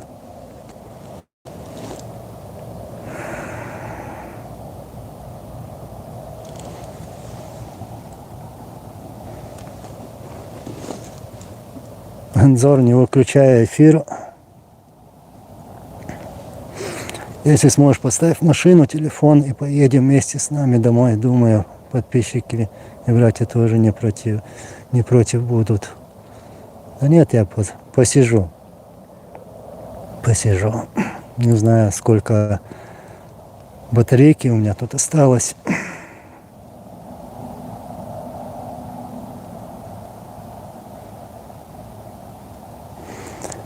Анзор Ильяс Ахмадов, мой родственник. Если хочешь, номер его достану, тебе позвоню, его брату Идрису номер возьму у него, Ильяса. Да, у меня есть с ним связь, была, в общем. И, честно скажу, давно не связывался. Дай мне вот контактные данные, если они обновились, если у него другие данные контактные. Анзор, не показывай автомобиль. Но закаевцы уже показали его. Как-то я был во Франции, они бегали за мной, из-под тишка за деревом стояли и снимали мой автомобиль, крупным планом сняли номера и выставили в соцсети. То есть мне уже скрываться нечего. Они заложили меня, то есть, получается, подставили меня, как бы так, на угоду этим русским спецслужбам и кадыровцам. И какая разница между этими кадыровцами и этими закаевцами?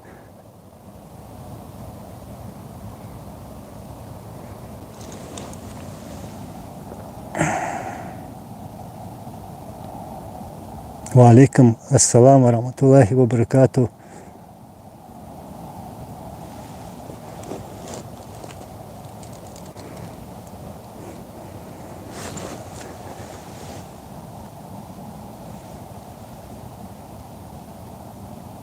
Насчет вот Нахчи ТВ. Анзор, это правда, что самые жестокие по отношению к чеченцам были сами чеченцы из чеченской милиции. Там Гантамиров, Кокеев, Ямадаев и так далее. Что Буданов по сравнению невинный человек. Нет, почему? Какая разница, да? Предатель чеченского народа или враг чеченского народа. Все они проявляли вот эту жестокость, подлость. Вот, все одинаково проявляли. Я могу часами об этом говорить, как это все делалось, как они убивали людей. Я сам работал над этими делами, над военными преступлениями, геноцидом чеченского народа.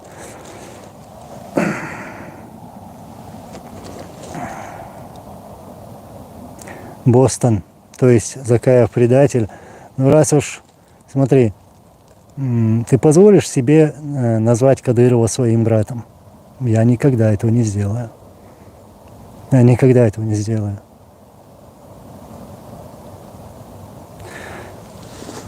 Да. Тут, да, еще раз скажу, повторю, наверное.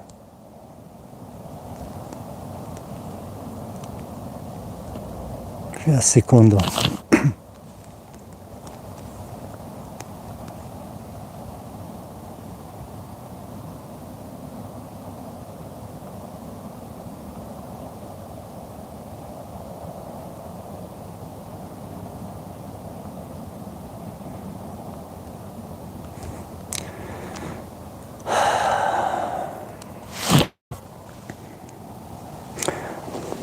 Манзур Мидачкери, грамотный человек и дипломат, держи с ним связь.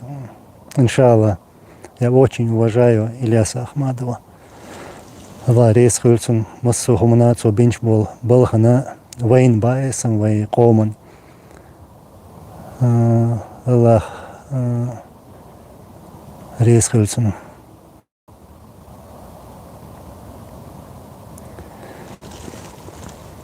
Вот, ну да, еще раз скажу насчет там фильма, разных идей. Я вот буквально недавно обратился к своим подписчикам, зрителям, что те люди, которые заинтересованы, чтобы они оказали помощь в создании такого фильма. Там не один фильм. Пока что у меня 2 идеи, вот активные 2 идеи. Вот. И чтобы вы, кто считает, что это важно, чтобы подписывались на мой Patreon. Это здесь можно найти. Я даже попросил тут подписчиков, кто может объяснить, как это все делается. Вот. Кто-нибудь напишите здесь в комментариях. В общем, такая поддержка. Это люди, это вплоть до юристов, там, чтобы этот фильм делать. И, конечно же, сама аппаратура, техника. Так что я уже открыто у вас это попросил. Да, мне все это неудобно, меня никто не спонсирует. И всю эту свою работу, которую я за все это время делал, то делал своими ресурсами. Такие дела. Мне кажется, батарейка тут садится.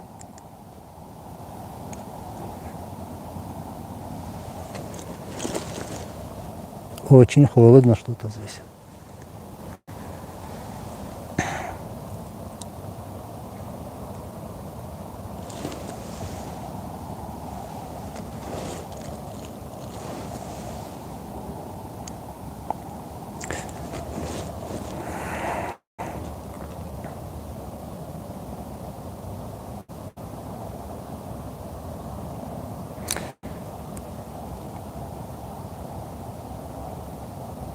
Поменяй номера машины, береги себя. Я как-то принципиально решил их не менять. Идут они лесом, идут они кое-куда подальше.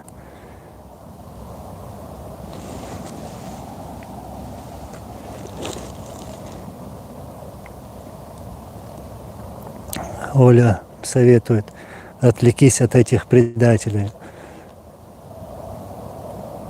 Так. Ну, я-то особо не обращаю на них внимания, но то, что я говорю здесь, да, они вынуждают. Это я пытаюсь открыть глаза людям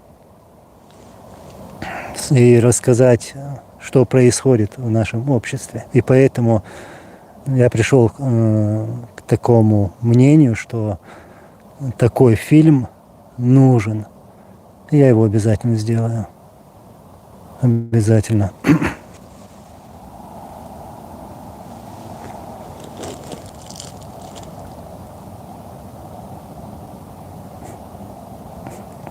Аллах тебе кошку послал, чтобы ты не скучал там один. Иди домой, Анзор, они не придут. Да никто не придет. Ну, кошка, да, было интересно. Подошла, покрутилась, терлась об ногу. Может, то, что я этого, хотел, скорее всего.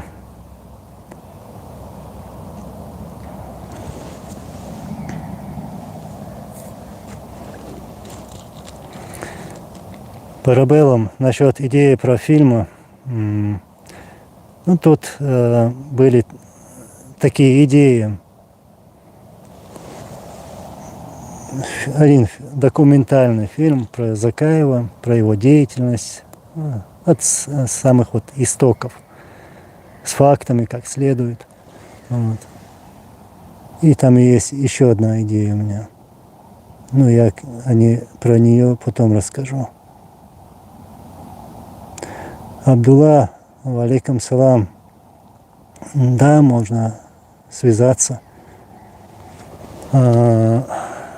через соцсеть, например, Facebook. Со мной связаться можно. Алейкум ассалам, ва баракату. Делер машал хил.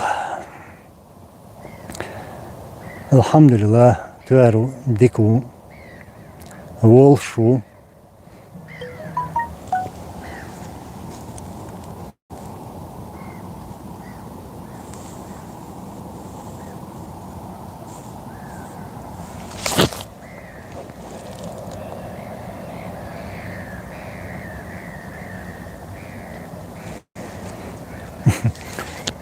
Мне тут пишут,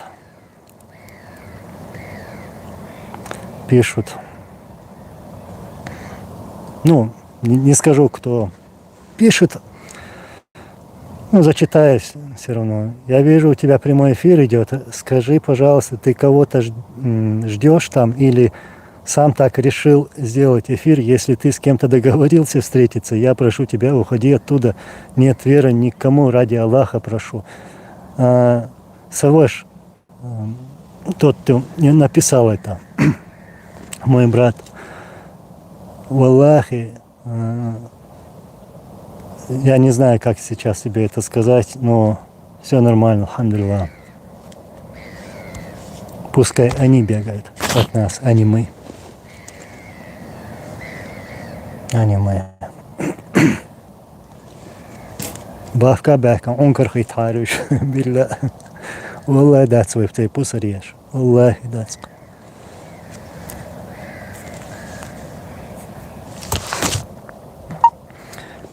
Валейкум ассалам ва рахматуллахи ва баракату савош. Асинц эфир чуа ишер, милхангар цейлер. Сообщение жоптеликас. В общем, абсолютно проблемят. Вой цаня издал диш дать, вой изур долчаря дать. Хош изур бу воих قيش تصرخ تتخمش يزو شي تبيد بود شخمش ليلو شي ويتارع دات وي اشت بولناخ وي بوسر ياش دات اشت حلدق مو دريزات تا видео يرق мы будем мы они мы и они мы чё пойд боч нахрла.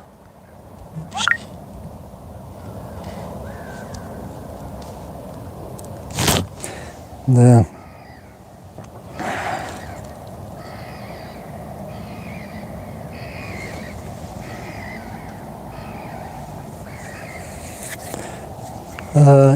Иншаллах, Анзор, сколько чеченцев в Финляндии или Швеции, но я не могу сказать. Сейчас, секунду. Алло. Алло. Алло. Да.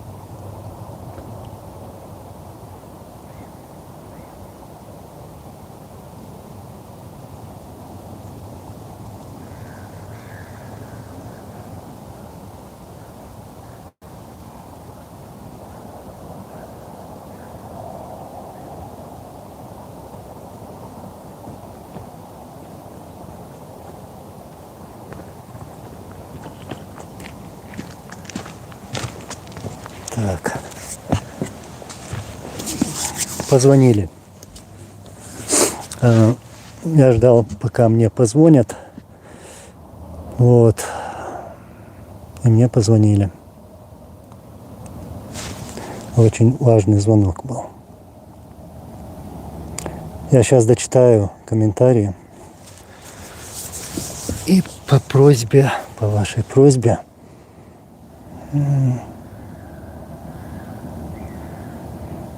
наверное, да, завершу эфир. Анзор видел в Рашке, так, Белгородской Народной Республике уже идет освобождение от неонацизма кремлевского режима. Да, я видел, ну, как вы тоже, знаю про эти удары, про вот эти диверсионные акции. Ну что, Россия получила то, что заслужила. Удачи им в этом.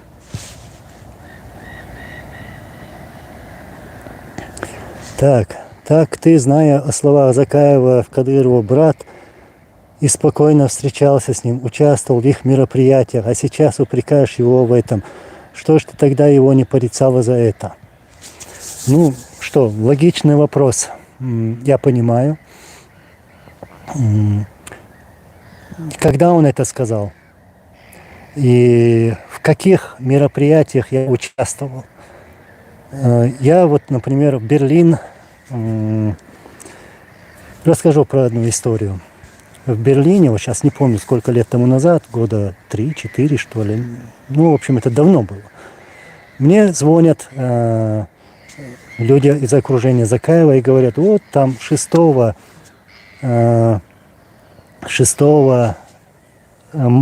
марта по поводу убийства Аслана Масхадова, нашего лидера, будет мероприятие, мы тебя приглашаем в Берлин.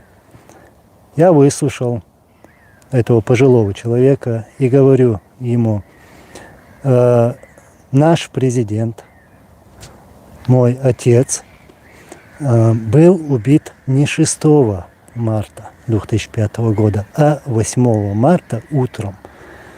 И я ему говорю, я знаю, что вот эту дату изменил Закаев. Якобы он провел какое-то расследование, что вот якобы Масхадов убит не 8, а 6 марта. Нет, его 8 марта утром убили.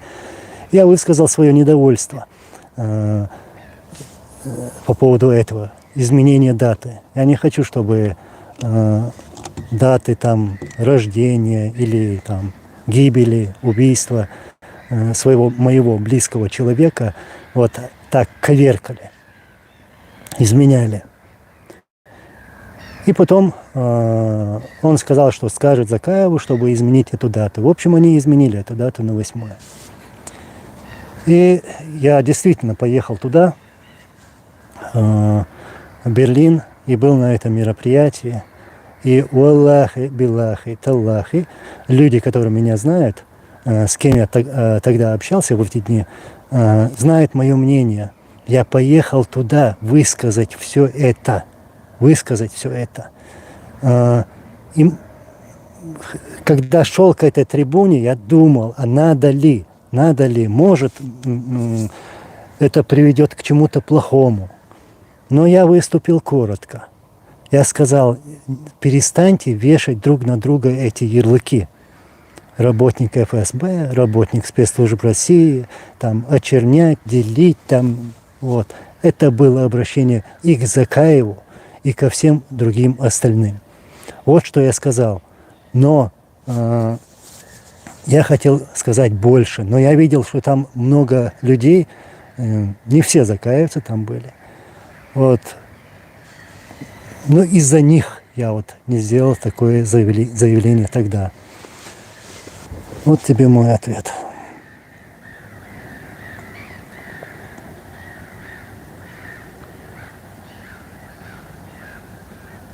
Да, называть надо вещи своими именами. Я сторонник этого. Я сейчас... Так, мы с тобой знаем, Анзор. Ну да, Я знаю, кто написал этот вопрос. Мгм. Я понял. Я понял. Я сейчас, как и обещал, буду завершать эфир. Буду завершать эфир. Я еще раз повторюсь, я не хочу, не люблю просто говорить о ком-то, давать какие-то оценки. Оценку нам даст Всевышний Аллах. Вот перед кем мы должны отчитываться. Вот какого суда мы должны бояться за свои деяния. Ой, делях куирш дала. Ой, делях куирш дала. Но я вижу, что тут есть, я сейчас уже не побоюсь, есть и безбожники среди нас. Я сейчас не побоюсь этого сказать, которые опускаются на самый низкий уровень, который не позволяет нам наша религия и наши законы, наши адаты, совершают всякие мерзкие поступки, недостойные для нормального человека. Я говорю про тех людей, которые окружают сейчас Закаев. Не про всех людей, там есть и достойные люди. Но я говорю про таких там Ламаев, Тарамов там, и других им подобным. Да, это ваше, это ваше. Другие люди, достойные люди, которых вы недостойны, они выше вас, а вы ниже всех. Вы пали на самый низкий уровень, вы пробили несколько, дно есть, одно дно пробить, второе, уже третье пробили и вниз покатились. И будете пробивать дальше, как я это вижу. Вот что я скажу им в их адрес. Шулелар душон и пойд бот смышлелаш. Шупусареш цадават шон иштхалдук.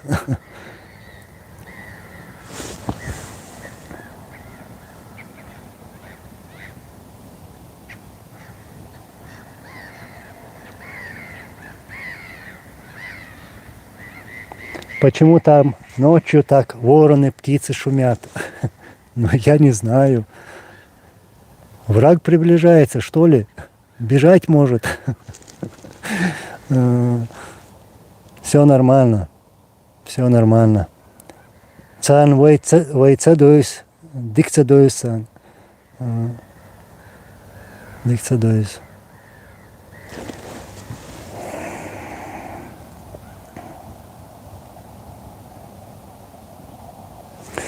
А именно безбожники, использующие религию. Да, они используют религию, используют нашу идею, флаг, имена наших героев. Да, сейчас я завершаю.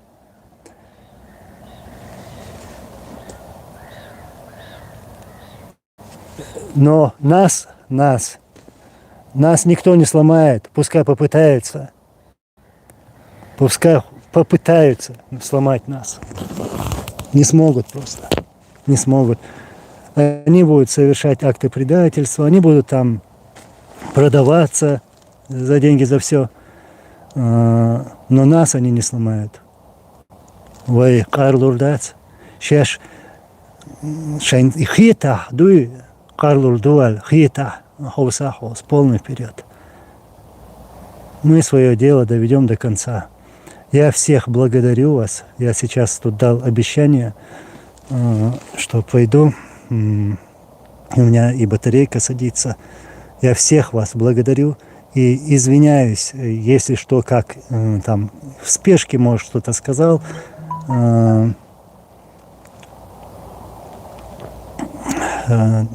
Но все будет хорошо, иншаллах.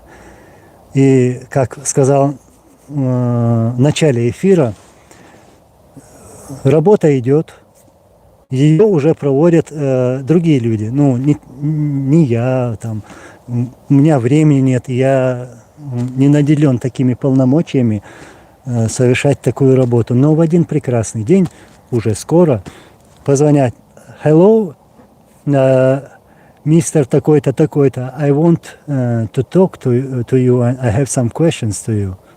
Скоро это произойдет. Шо номер шхасун, шо церша ха английские номера, ши финские номера, ши французские номера, ши иштхалду. Еще раз благодарю всех. Аллах рейс хуил. Вай дабуан бола бусал вежри, ежри, Аллах газут қобал дуэл. Вай церсите цақиди тервац, қоудитна вац, идук вай лилоштик. Цан церсите мақид бах вай. Аллах рейс хуил. Еще раз благодарю. Ассаламу алейкум ва рахматуллахи ва баракату.